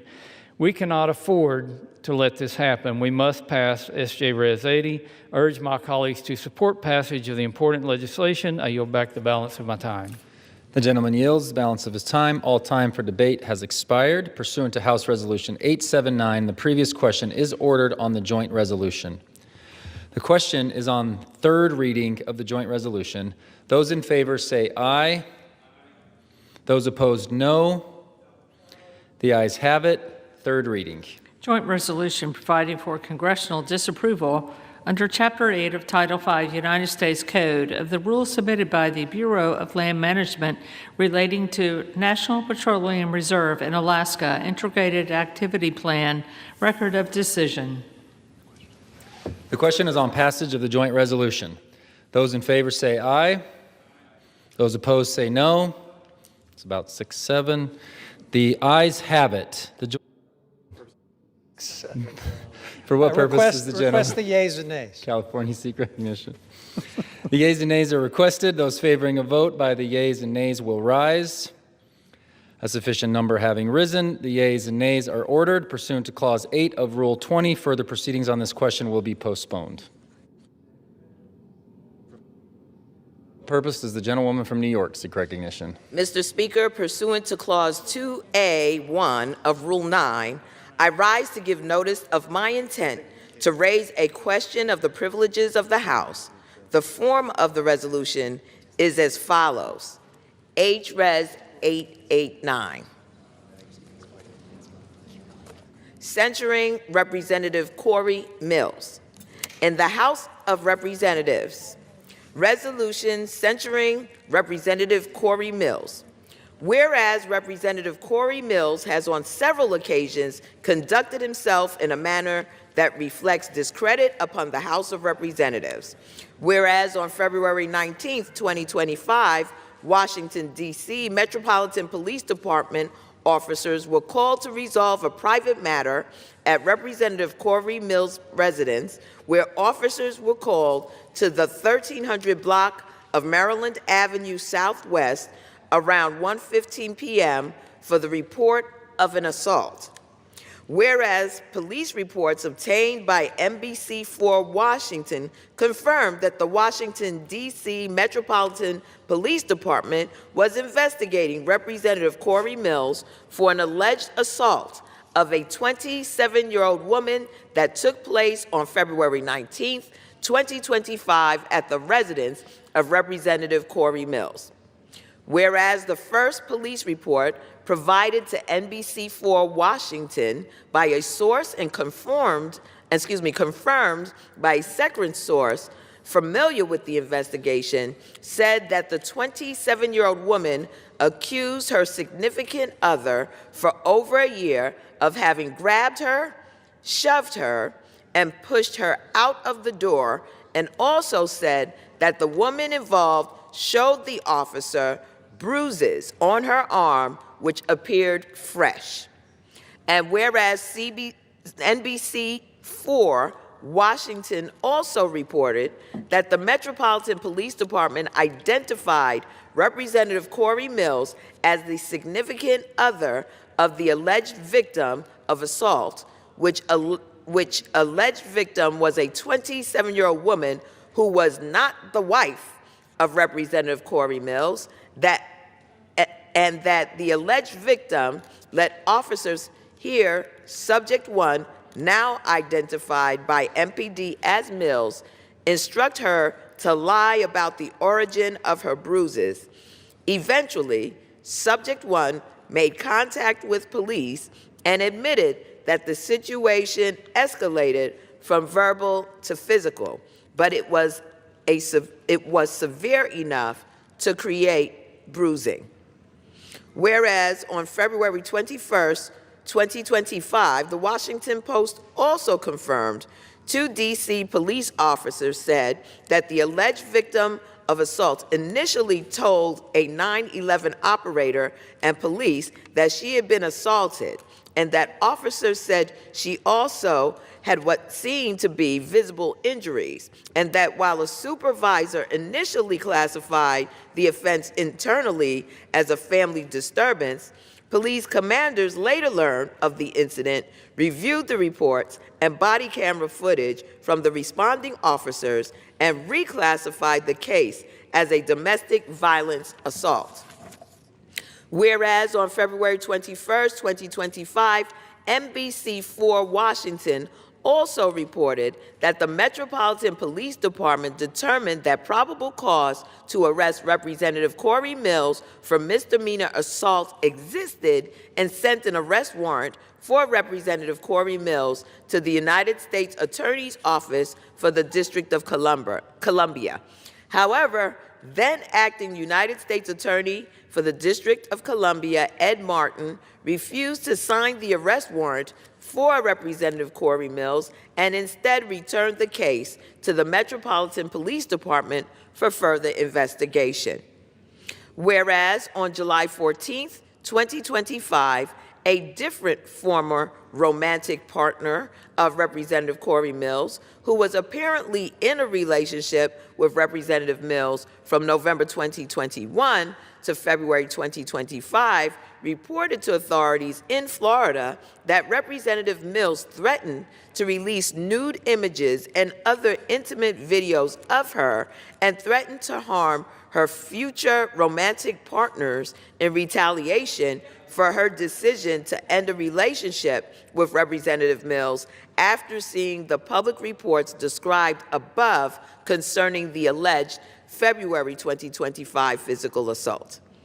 Whereas on October 14, 2025, the Circuit Court of the 3rd Judicial Circuit in Columbia County, Florida, issued a final judgment of injunction for protection against dating violence against Representative Corey Mills, based on a finding that his former romantic partner was a victim of dating violence or had reasonable cause to believe she was in imminent danger of becoming a victim of an act of dating violence. Whereas in August of 2024, the Office of Congressional Conduct adopted and transmitted to the Committee on Ethics of the House of Representatives a report indicating that there was substantial reason to believe that Representative Corey Mills may have omitted or misrepresented required information in his financial disclosure statements, accepting excessive contributions to his campaign committee in the form of personal loans and contributions that may not have derived from Representative Corey Mills' personal funds entered into, held, or enjoyed contracts with federal agencies while he was a member of Congress, and may have accepted through his campaign committee in-kind contributions or other contributions not lawfully made. Whereas individuals who served with Representative Corey Mills have called into question the veracity of the account of events which formed the basis of a recommendation that Representative Corey Mills receive an award of a Bronze Star bestowed in 2021 for his service under enemy fire in Iraq in 2003. Whereas in August of 2024, Representative Corey Mills provided the Daytona Beach News with documents purporting to prove that he earned a Bronze Star with heroism, including a Department of the Army Form 638 recommending Representative Corey Mills for a Bronze Star, which includes a signature from then Army Brigadier Commander Arnold N. Gordon Bray. However, retired Brigadier General Bray told the Daytona Beach News Journal in August of 2024 that he did not sign a Bronze Star recommendation for Representative Corey Mills. Whereas 5 people who served with Representative Corey Mills, including 2 men who were reported as having been personally saved by Representative Corey Mills at great risk to his own life as a basis for the recommendation for his Bronze Star in the Department of the Army Form 638, disputed that Representative Corey Mills was involved in their rescue or provided life-saving care. Whereas 1 private first class cited as having been involved in one of the listed achievements on Representative Corey Mills' Army Form 638, recommending him for a Bronze Star, denied that Representative Corey Mills provided him any aid, and also denied that his injuries were life-threatening. Whereas 1 sergeant cited as having been involved in one of the listed achievements on Representative Corey Mills' Army Form 638, recommending him for a Bronze Star, called the account a fabrication and claimed that he was not involved in any claims that Corey Mills makes about me. And whereas despite the numerous available contradictions of the accounts forming the basis of the recommendation for his Bronze Star, Representative Corey Mills described the legitimate factual disputes raised by individuals he purportedly served with and rescued as, quote, slander and defamation, end quote, in a statement at the Daytona Beach News Journal. Now, therefore, be it resolved that Representative Corey Mills be... You determine your legacy. What will it be? There are years ahead in her leadership journey in education. I have no doubt that she will leave a legacy of educational excellence, deep caring, and a spark of hope for every student she encounters. Go Chemics. Thank you, and I yield back. For what purpose does the gentleman from North Carolina seek recognition?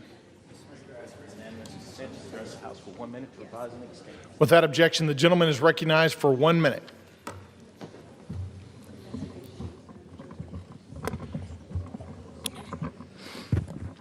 Mr. Speaker, as we recently celebrated veterans across the country, H.R.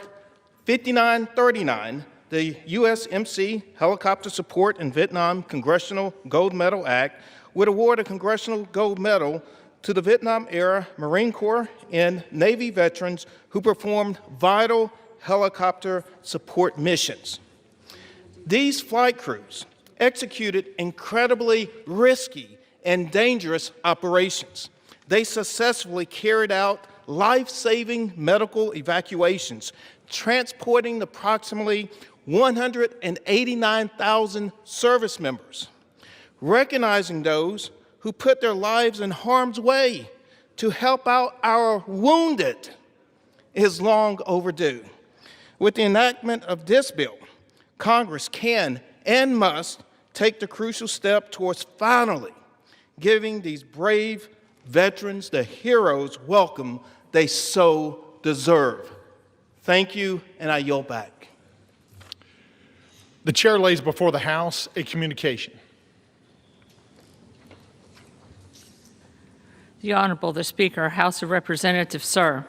I want to sincerely thank the committee for its graciousness in allowing me to waive onto the Committee on Natural Resources earlier this year. It has been a privilege to serve and to help advance environmental justices policies for the people of New York's 7th District and Puerto Rico.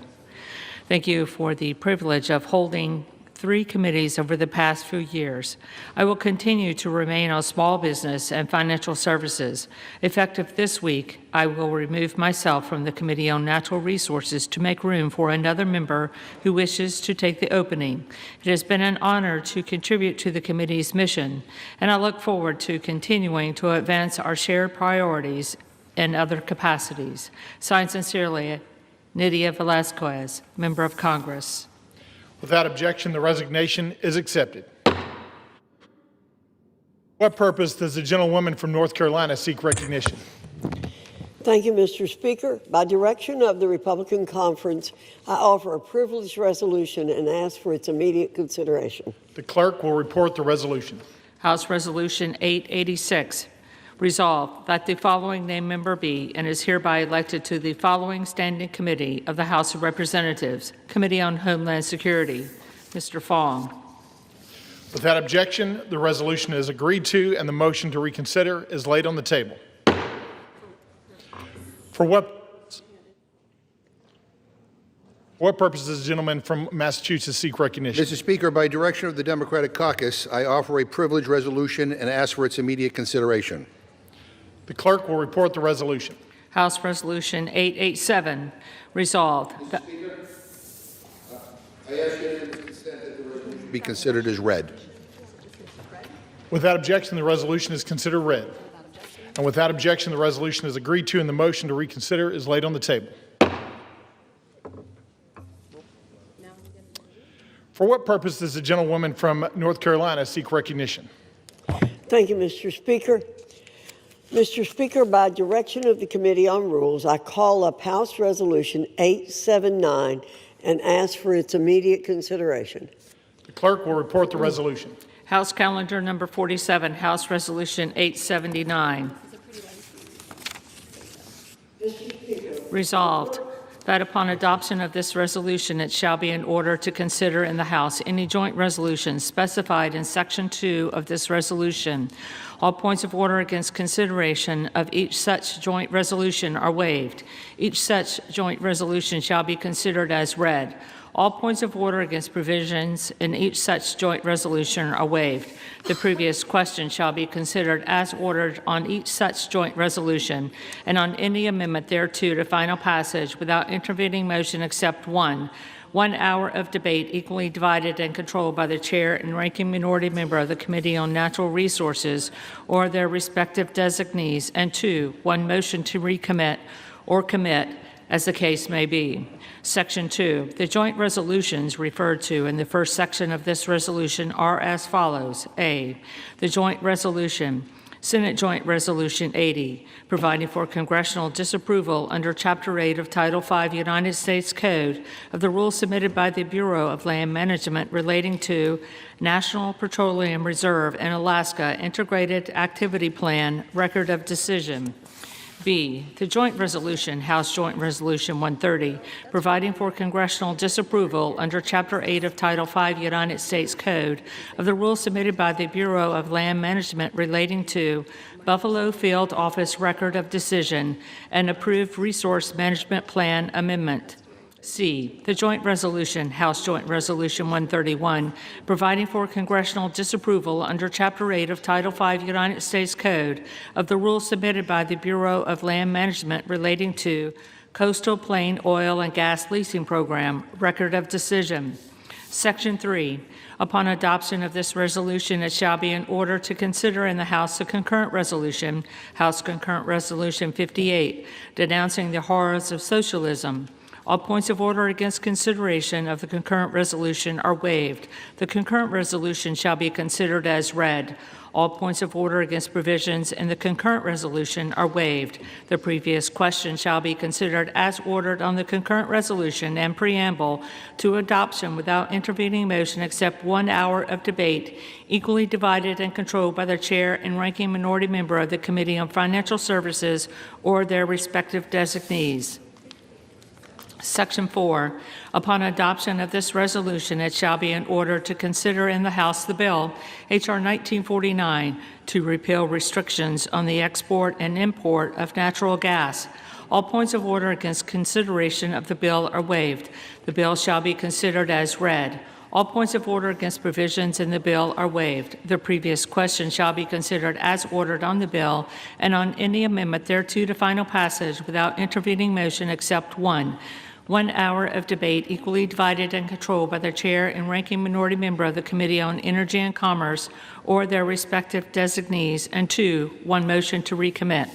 Section 5, upon adoption of this resolution, it shall be in order to consider in the House the bill H.R. 3109 to require the Secretary of Energy to direct the National Petroleum Council to issue a report with respect to petrochemical refineries in the United States and for other purposes. All points of order against consideration of the bill are waived. The bill shall be considered as read. All points of order against provisions in the bill are waived. The previous question shall be considered as ordered on the bill and on any amendment thereto to final passage without intervening motion except one. 1 hour of debate equally divided and controlled by the chair and ranking minority member of the Committee on Energy and Commerce or their respective designees. And 2, 1 motion to recommit. Section 6. Upon adoption of this resolution, it shall be in order to consider in the House a bill, H.R. 5107, to repeal the Comprehensive Policing and Justice Reform Amendment Act of 2022 enacted by the District of Columbia Council. All points of order against consideration of the bill are waived. The amendment in the nature of a substitute recommended by the Committee on Oversight and Government Reform, now printed in the bill, shall be considered as adopted. The bill, as amended, shall be considered as read. All points of order against provisions in the bill as amended are waived. The previous question shall be considered as ordered on the bill as amended and on any further amendment thereto to final passage without intervening motion, except 1 hour of debate, equally divided and controlled by the chair and ranking minority member of the Committee on Oversight and Government Reform or their respective designees, and 2, 1 motion to recommit. Section 7. Upon adoption of this resolution, it shall be in order to consider in the House the bill, H.R. 5214, to require mandatory pretrial and post-conviction detention for crimes of violence and dangerous crimes and require mandatory cash bail for certain offenses that pose a threat to the public safety or order in the District of Columbia and for other purposes. All points of order against consideration of the bill are waived. The amendment in the nature of a substitute recommended by the Committee on Oversight and Government Reform, now printed in the bill, shall be considered as adopted. The bill as amended shall be considered as read. All points of order against provisions in the bill as amended are waived. The previous question shall be considered as ordered on the bill as amended and on any further amendment thereto to final passage without intervening motion except 1 hour of debate equally divided and controlled by the chair and ranking minority member of the Committee on Oversight and Government Reform or their respective designees, and 2, 1 motion to recommit. Section 8. Upon transmission to the Senate of a message that the House has passed H.R. 4405, House Resolution 581 shall be laid on the table. The gentlewoman from North Carolina is recognized for 1 hour. Thank you, Mr. Speaker. For the purpose of debate only, I yield the customary 30 minutes to the gentleman from Massachusetts, Mr. McGovern, pending which I yield myself such time as I may consume. During consideration of this resolution, all time yielded is for the purpose of debate only. Mr. Speaker, I ask unanimous consent that all members have 5 legislative days to revise and extend their remarks. Without objection. Thank you again, Mr. Speaker. I rise in support of the rule and the underlying legislation. Yesterday, the Rules Committee met and produced a rule, H.Res. 879, providing for the House's consideration of 8 separate measures. The rule provides closed rules for consideration of S.J. Res. 80, H.J. Res. 130, H.J. Res. 131, with 1 hour of debate equally divided and controlled by the chair and ranking minority member of the Committee on Natural Resources or their respective designees for each joint resolution. The rule provides each such joint resolution 1 motion to recommit. Further, the rule provides closed rules for the consideration of H.R. 1949 and H.R. 3109, with 1 hour debate equally divided and controlled by the chair and ranking minority member of the Committee on Energy and Commerce or their respective designees for each bill. The rule provides each bill with a motion to recommit. Additionally, the rule provides for consideration of H. Con. Res. 58 under a closed rule with 1 hour of debate equally divided and controlled by the chair and ranking minority member of the Committee on Financial Services or their respective designees. The rule also provides for consideration of H.R. 5214 and H.R. 5107 under closed rules with 1 hour debate equally divided and controlled by the chair and ranking minority member of the Committee on Oversight and Government Reform or their respective designees on each bill. The rule provides one motion to recommit for each bill. Finally, the rule tables House Resolution 581 upon the transmission of a message to the Senate that the House has passed H.R. 4405. Mr. Speaker, after over 40 days of the Democrat government shutdown, the House has returned to regular order, and this majority is continuing to push forward with the America First agenda, the American people's agenda. All of these pieces of legislation we're considering today are in alignment with the American people's demand and President Trump's executive orders that we maintain a robust posture of American energy dominance. You know, Mr. Speaker, our Democrat colleagues have developed a strong proclivity to thumb their noses at the development of energy that comes from American soil. One must wonder why they choose to do that. They pay lip service to environmental protections and reducing greenhouse gas emissions, but it's just a fact that American oil and American natural gas are cleaner and more environmentally friendly than any of our global competitors. Why would they cede our dominance on the global stage in favor of hostile actors who lack even the most basic environmental protections? We are blessed as a nation to have vast repositories of natural resources that we can draw from and utilize accordingly. When we ignore the opportunities to harness these resources for our benefit, we deny ourselves the opportunity to grow more self-sufficient. H.R. 5214 and H.R. 5107, two measures reported from the Oversight Committee, focus on restoring law and order in our nation's capital city, a city that ought to be a model for the rest of the nation to follow.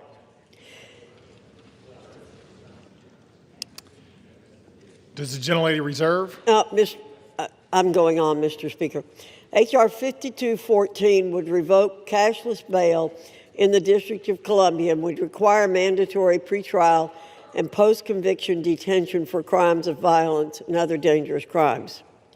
H.R. 5107 would repeal the Comprehensive Policing and Justice Reform Amendment Act of 2022 enacted by the District of Columbia Council.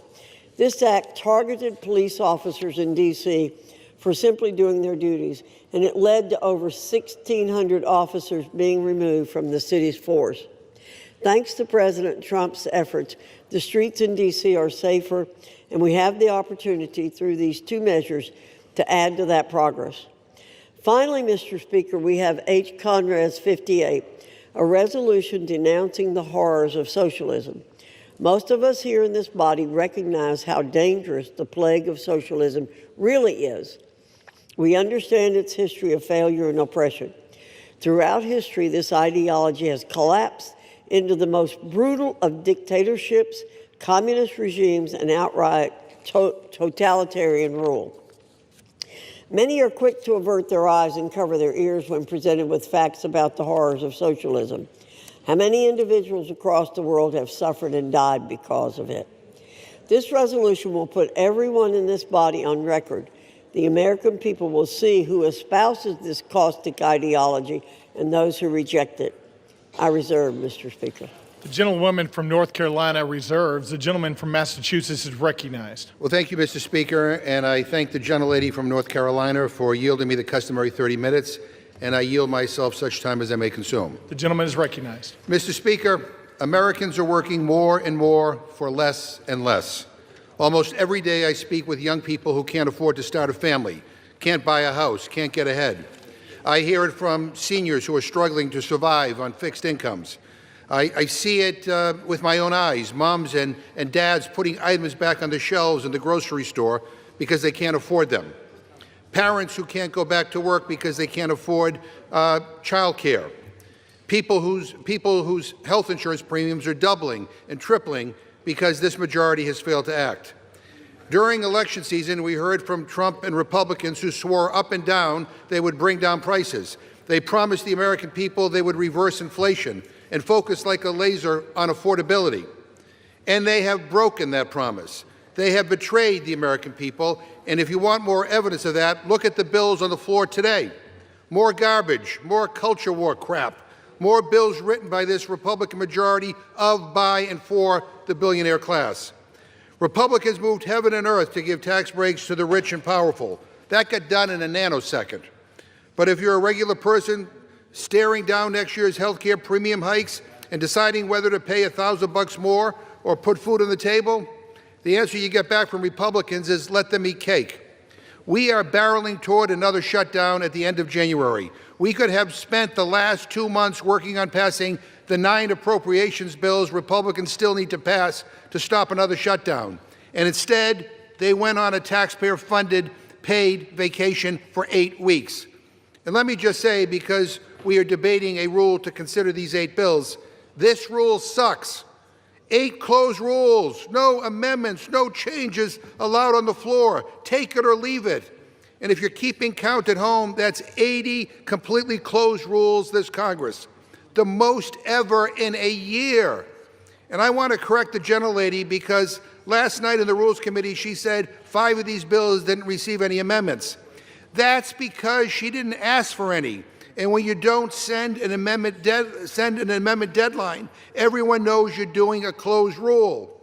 And I just want to say to my Republican colleagues, you have been complicit in these 80 closed rules nearly 9 out of 10 times. You, the majority party, have not been allowed to bring amendments to the floor. You're getting blocked by your own leadership time and time again. How does that feel? Again, this is a terrible rule, and I urge a no vote, and I reserve my time.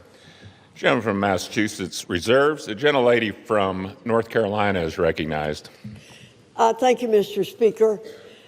While it's true there have been 80 closed measures, this number needs context.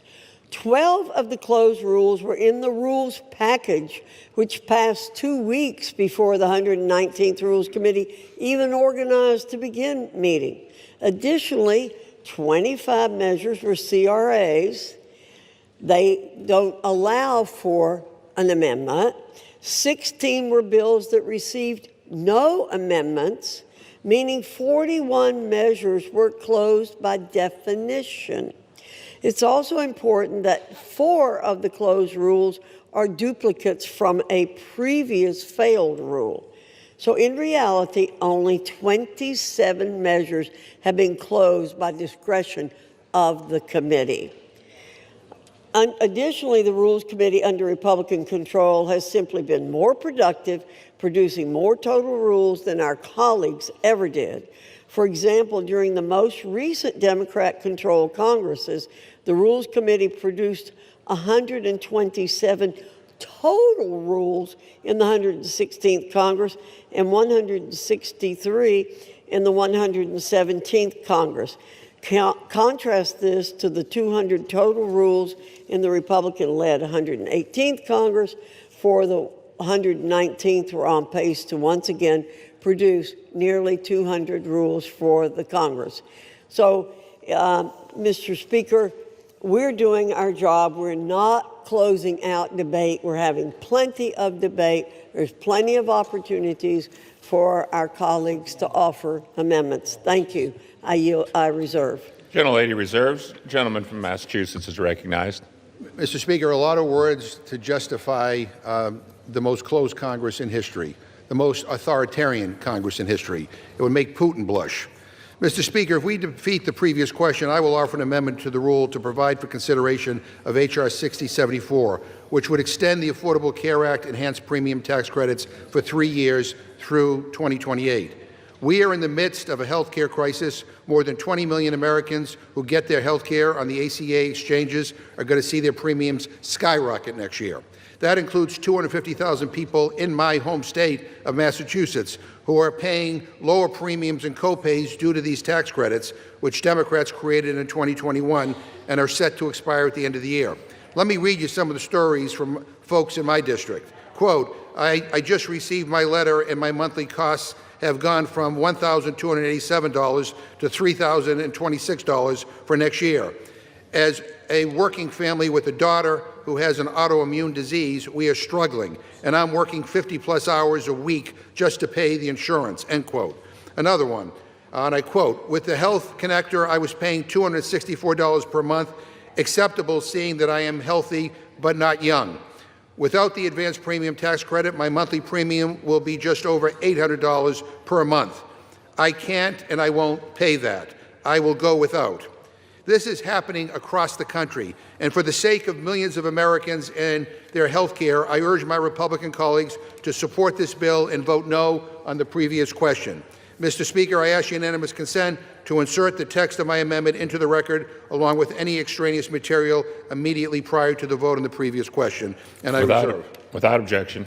Gentleman reserves. Gentlelady from North Carolina is recognized. Thank you, Mr. Speaker. I yield 2 minutes to the distinguished gentleman from Utah, Mr. Owens. Gentleman is recognized for 2 minutes. Thank you, Chairwoman, for yielding. Mr. Speaker, after blatant obstruction and prolonged delay on the part of congressional Democrats for over 40 days, the House has returned to regular order. It's good to be back, and it's about time. Today, we're here to advance 8 separate measures that meet the demands of the American people and strengthen President Trump's successful America First agenda. My constituents voted for the dissolution of the Biden bureaucratic barrage and for the safety of their communities, from bolstering American energy dominance to upholding law and order, strengthening the criminal justice system in the nation's capital, to rejecting the failed ideology of socialism. House Republicans continue to deliver measurable and substantial progress. I urge my colleagues to support the rule and the 8 underlying pieces of legislation. Let's continue delivering wins for the American people. Thank you. I yield back. Gentleman yields back. Gentlelady from North Carolina reserves. Gentleman from Massachusetts is recognized. Mr. Speaker, shortly on the floor, Republicans are about to finally bring up the mass economy bill to release the Epstein files. We had to drag this leadership here kicking and screaming. And I appreciate their sudden and stunning change of heart on this issue. But I want to state for the record that the Republican leadership has tried to block this day for months and months and months. And I also want to state for the record that Donald Trump could release these files on his own, today, right now, right this very second. He doesn't need to wait for Congress to pass the bill. He could release the files himself, but he won't. That is why we are here, because he refuses to act. Meanwhile, the Republican majority has blocked transparency at every turn. They stonewalled in committee. The gentlelady from North Carolina and every Republican on the Rules Committee voted 9 times to block my amendment to release the Epstein files. 9 times. Republicans were so afraid of my amendment that Speaker Johnson shut down the Rules Committee and sent us home early in July. And then he refused to swear in a new member of Congress for weeks because she promised to be the 218th signature to force this bill forward. Only four Republicans signed the discharge petition. Every single Democrat signed on. In a few moments, I'm going to yield time to Representative Massey, who has been the Republican leader of this effort in the House, alongside Representative Khanna on the Democratic side. And here's why I'm doing that. This bill should be getting a full hour of debate on the floor. But Speaker Johnson, I guess at Donald Trump's direction, is throwing every procedural gimmick at the wall to see what sticks. And he's trying to limit debate on the floor because for some reason he is very, very afraid of talking about this. So that's why I'm donating a significant chunk of my time to members who have been silenced by the Speaker for the terrible crime of demanding truth and transparency. Now, if I had to guess, most Republicans will probably vote in favor of releasing the files. But they're not voting yes because their conscience changed. They're voting yes because Donald Trump tells most of them how to vote. And he realized he's lost on this one. He says the people who support this bill, quote, betrayed the entire Republican Party. Really? Really? How is accountability for a pedophile something Donald Trump campaigned on? How is that now a betrayal? This was his issue, his idea. He ran on releasing the files. And by the way, to those who say that Biden should have released these files, let me just address that right now. You're right. He should have. But he didn't make it his number one issue, and he's not the president right now. Donald Trump is. He could have released the files at any point over the last 11 months, but he has not. Republicans have had months to sign the discharge petition. They had months to bring this bill to the floor. But this leadership has chosen obstruction. They don't want to pass this bill. They don't even want to talk about it on the House floor. And so that's why debate matters. And with that, I reserve my time. Gentleman from Massachusetts reserves. The gentlelady from North Carolina is recognized. Thank you, Mr. Speaker. Let's be clear. Republicans don't oppose the full transparency of the Epstein files. We embrace the Oversight Committee's task of doing just that. We embrace Representative Massey's legislation here today by putting it up for a vote under suspension. I'll be voting for it. We already have a House investigation that carries the full force of law, and there's no opposition to respecting the majority's wishes to get this codified into law. Let's get to it. Let's get the vote and end these false debates, straw man arguments, and non sequiturs. We tried to pass this bill last week, but Democrats wouldn't agree to doing so. Let's vote now. Democrats should stop, listen, and take yes for an answer. I reserve. Gentlelady reserves. The gentleman from Massachusetts is recognized. Mr. Speaker, the gentlelady doesn't oppose this? Boy, you have a funny way of showing it. I gave the gentlelady 9 opportunities in the Rules Committee to bring this measure to the floor. 9 opportunities. And every time I brought up an amendment, she voted it down. 9 opportunities. So to say that somehow this is always what you wanted, I don't know. That doesn't pass the smell test. Mr. Speaker, I yield 3 minutes to the gentleman from California, Mr. Khanna. Gentleman is recognized for 3 minutes. Thank you, Mr. Speaker. Thank you, Mr. Chairman, for your leadership over the last 5 months to make sure that this bill came to the floor. Thank you also to Don Sisson for his leadership and understanding of all the rules to make this possible. Now, as we are here today, I saw on CNN that the president is meeting with the Saudi prince. You know what America First means to me?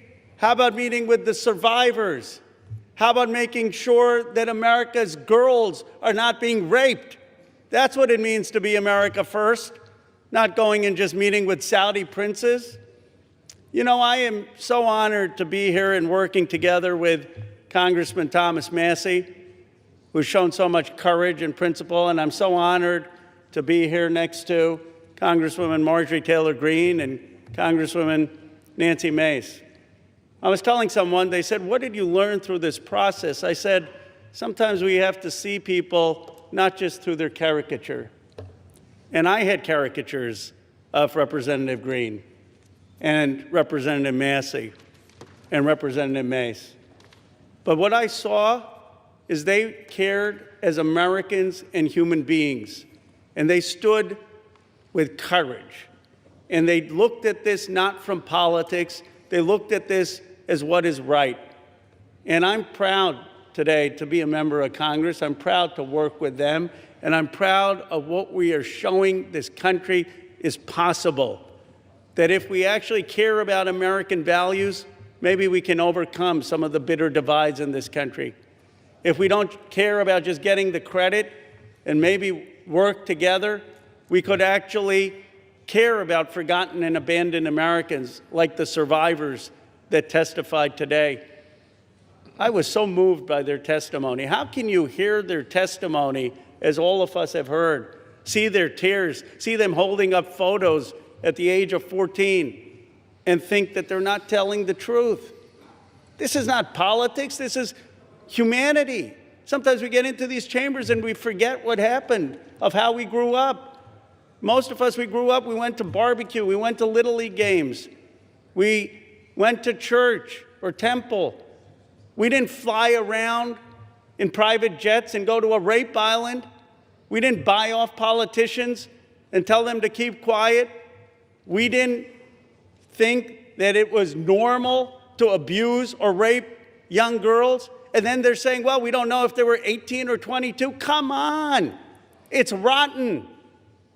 Then they say, well, just care about the price of eggs. Just care about the price of health care. You know what's more important than that? American values.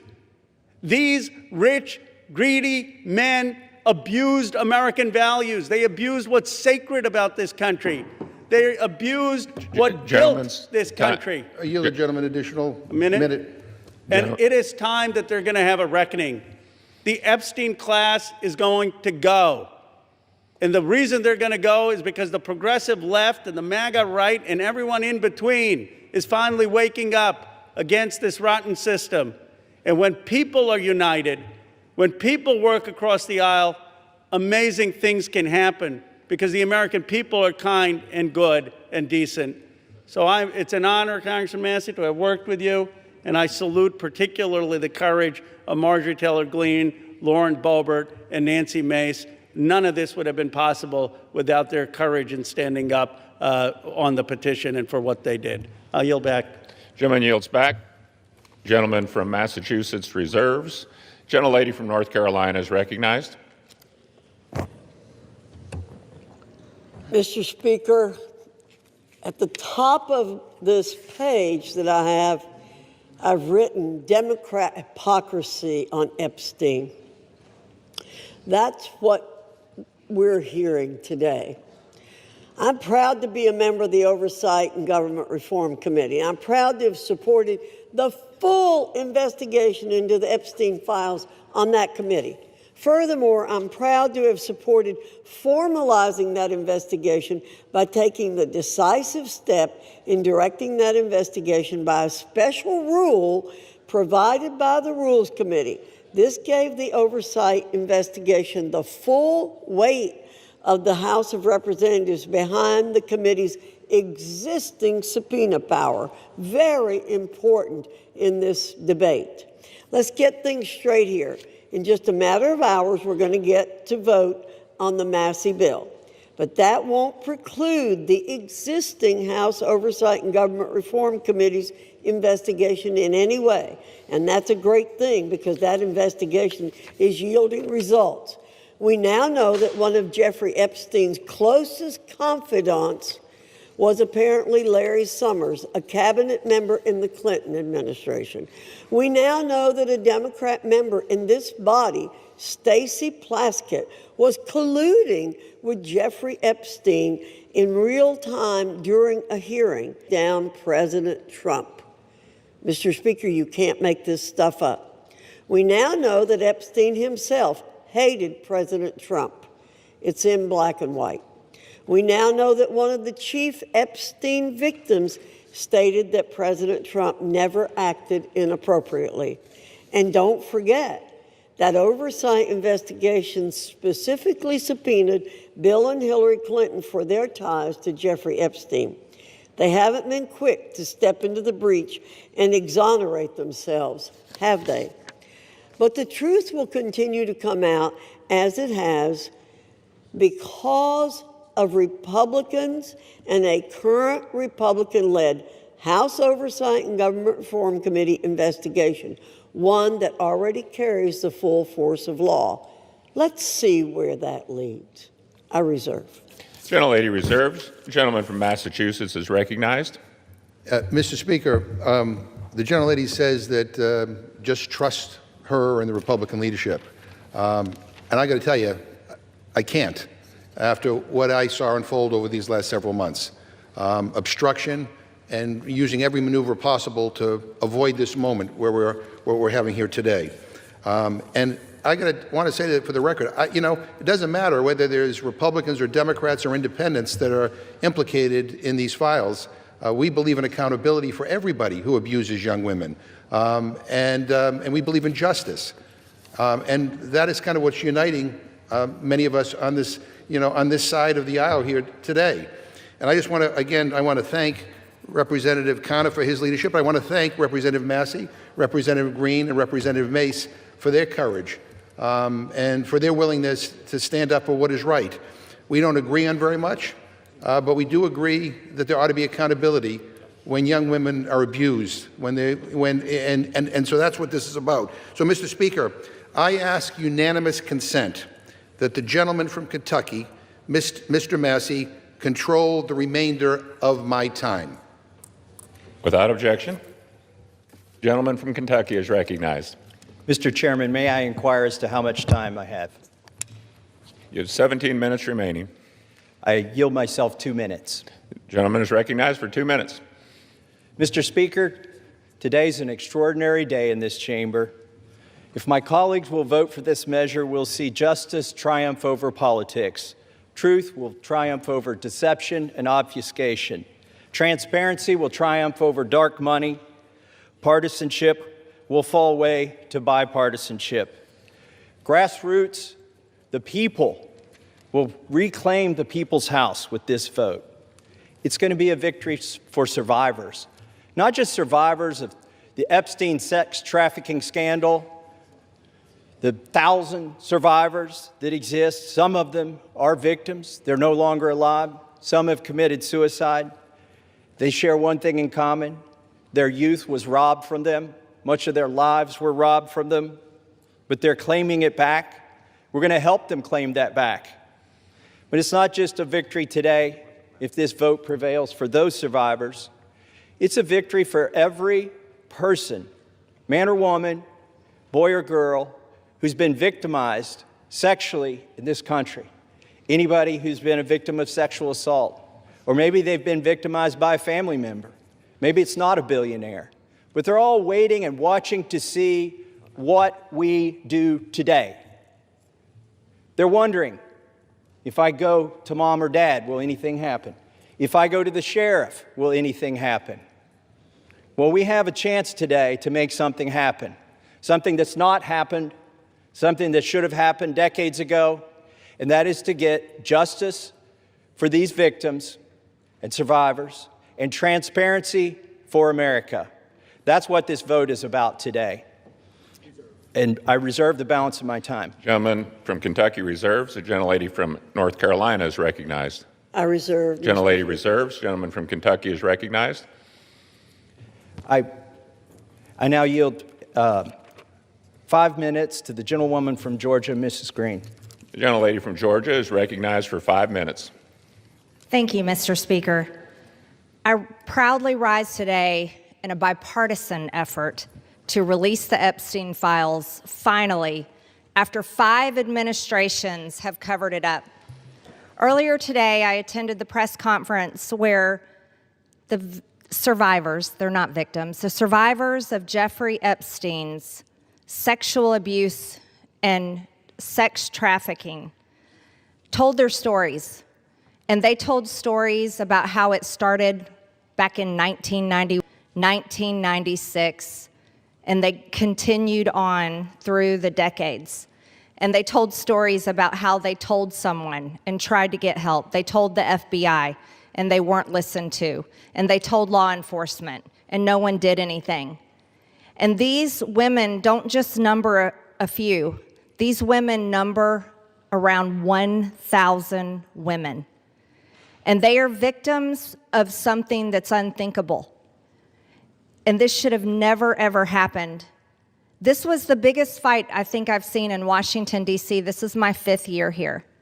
And this was a fight that we should have never had to wage. It should have been the easiest thing for every single member of Congress. It should have been the easiest thing for the Speaker of the House. It should have been the easiest thing for the President of the United States to release all the information, every single file, on behalf of these American women. These American women aren't rich, powerful elites. They do not have someone paying for their airline tickets or paying for their trips or paying for their expenses every time they try to do something to get this information out. These are your average Americans. And you want to know what the Epstein files represent? The cover-up represents to average Americans. It represents the failures of the federal government and Congress to the American people. And that is what people rose up about in 2024. They wanted and demanded transparency from their government and for Americans finally to be put first. And today, with this vote, we are finally putting these victims and these survivors of Jeffrey Epstein and the cabal of rich, powerful elites that expands not just here in the United States of America, but to other countries as well. We're putting them last. And that is exactly what Americans want. You see, for far too long, Americans have been put last. And they're sick of it. They're sick and tired of it. And this is why they don't trust Congress. This is why they don't trust the government. And here's the problem. All of these women who have suffered in shame for years and years and years, women who were terrified, women who were intimidated, women who were threatened, just like Virginia Giuffre. And now she's dead. And these women should have never faced that, for this information to come out. And we, especially the 4 Republican members of the House of Representatives, we should have never faced intimidation and threats for us to get this vote to come to the floor. Never forget, there were 4. Thomas Massie, myself, Nancy Mace, and Lauren Boebert. We had to sign a discharge petition, and we had to fight through intimidation, and we had to endure it for months to push that discharge petition finally to 218 to get this vote to come out. This is what the American people are sick of, and rightfully so. Now, where does this go from here? The question will remain, will the Department of Justice release all the information? Will a judge in New York release the information? Will the CIA release the information? And will foreign governments release their information? Or will this continue after this vote today be a cover-up? A cover-up of the rich, powerful elites that bond together in sex and human trafficking abuse and all types of global business that enriches them but never serves Americans. The American people will know, and the victims, actually the survivors of Jeffrey Epstein, will know because they know the list of names. And I remain dedicated to my promise to read those names here on the House floor if those women ever find them in a place that it needs to be done. I yield back to Mr. Gentlelady Massey. from Georgia yields back. Gentleman from Kentucky reserves. Gentlelady from North Carolina is recognized. I reserve, Mr. Speaker. Gentlelady reserves. Gentleman from Kentucky is recognized. I yield myself a minute and 30 seconds. Gentleman's recognized for a minute. I want to thank the generosity of Jim McGovern, Representative McGovern, for granting us this time. I'm embarrassed for my own party today. I'm embarrassed we withheld signing in, swearing in a duly representative of the people for 49 days just to avoid this vote that's finally going to happen today. I'm embarrassed that my own party isn't going to yield me time to debate this, even though they say they support it, and I authored it. They don't even want to yield me time to debate this during the bill debate. But I'm thankful. Let me tell you who I'm thankful to. These 3 brave women, Marjorie Taylor Greene, Nancy Mace, and Lauren Boebert. They have been threatened. They have been intimidated. Physically, politically, it's disgusting. And not by the far left. They have been intimidated by people in our own party. And for what? For seeking justice for these victims. So my hat's off. I congratulate them for standing strong. I've always wondered, where were the Republican men during this battle? We've taken 5 months. These 3 women and I have had to drag our party to this floor today to even vote on this. And Ro Khanna is the most to be thanked here in an extraordinary display of bipartisanship. He did not hesitate when I asked if we wanted to bring this bill to the floor together, if he would stand in the trenches with me. He said yes. With that, I reserve. The gentleman reserves. Gentlelady from North Carolina is recognized. Thank you, Mr. Speaker. I yield myself such time as I may consume. Gentlelady is recognized. Boy, we need to get facts straight here. President Trump's DOJ, in his first term, arrested and prosecuted Jeffrey Epstein. We, on our side, want justice to prevail in this case and in every case. Speaker Johnson has always been clear that if the discharge petition reached the necessary signatures, that the House would consider the legislation, and that's what we're providing for in our rule today. In fact, as soon as the petition hit 218 votes last Wednesday, House Republicans offered a unanimous consent request to pass the legislation then.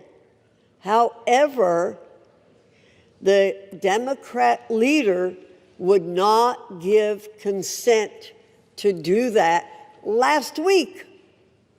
Why?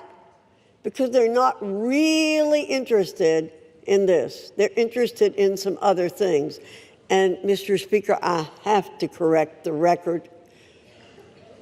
Mr. Massey did not request time from me. I'm the person who controls the time on the Republican side, and he did not request time from me, or I would have given him time. I reserve. Gentlelady reserves. Gentleman from Kentucky is recognized. I'd like to now recognize the gentlelady from South Carolina for 5 minutes, Nancy Mace. Gentlelady from South Carolina is recognized for 5 minutes. Thank you, Mr. Speaker. And I want to thank my colleagues today for the time, Mr. McGovern and Mr. Khanna, for the 5 minutes on the floor to speak about an issue that is not political for me. Helping the survivors of Jeffrey Epstein and his horrific, gruesome, brutal sex trafficking ring is deeply personal. And while we often have many disagreements about a lot of issues, maybe most issues, today they are allowing us to speak on the floor, and I want to thank my colleagues, Congressman Massey, Marjorie Taylor Greene, and Lauren Boebert, the four of us making history today over the discharge petition and delivering justice for those who have desperately fought for it for, in some cases, almost 30 years. I wore white today because I wanted to reflect on the innocence of the young women who had their innocence stolen from a demon named Jeffrey Epstein, from demons, friends of his, rich and powerful people who stole their innocence as young as 14 years old. It was taken from them, and they've never gotten it back. I'm also wearing white today to recognize the courage that it takes for women to come forward, the sacrifices to them personally, professionally, financially, the embarrassment, the humiliation, the shame that we still deliver on the backs of women who have been brutalized, who've been raped, who've been assaulted. The shame that the media pours over their heads, that their colleagues, their friends, their neighbors, their loved ones, because you come forward and because you talk about sexual assault, you are not a slut. It's not because of what you wore. You're not a whore. But that's how women are treated, and you're not lying. And I want every woman to know, every Epstein survivor to know, every woman across the country who is a survivor, who is a victim of assault, that we see you. And this fight and this vote tonight, I see it is about the Epstein victims, but it's about much more than the Epstein victims. This is about the powerless, taking power away from the very powerful. This is about giving women who never had a voice, giving a voice to the voiceless. This is about their sacrifice. This is about having and recognizing their courage. This is about justice for the Epstein victims, but it's also about hope. Earlier this year, I gave a speech right here on the floor of the U.S. House of Representatives, detailing trauma that I experienced, endured, and am a survivor of, that I accidentally uncovered 2 years ago, almost to the day.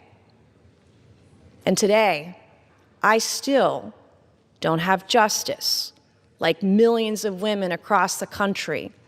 When I spoke out, I got attacked. When I spoke out, I was shamed.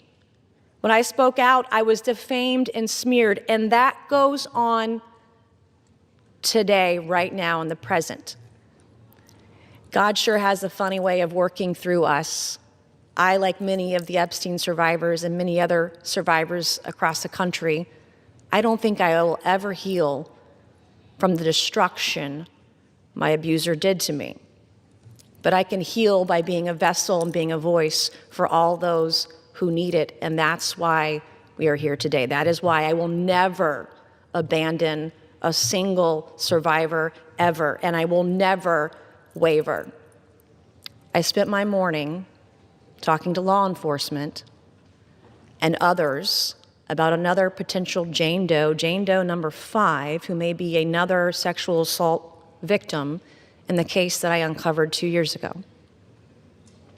It's very difficult for us to come forward, but I want to thank the women who have, the Epstein victims, the victims in the case that I uncovered. I want to thank all of you for being a voice, for giving me hope. Maybe one day I too can get justice. Thank you, and I yield. Gentlelady yields back. Gentleman from Kentucky reserves. Gentlelady from North Carolina is recognized. Thank you very much, Mr. Speaker. Our colleagues want Americans to believe that this discharge petition and underlying legislation are the be-all and end-all in this investigation. However, it's House Republicans who've worked tirelessly to achieve true justice for victims.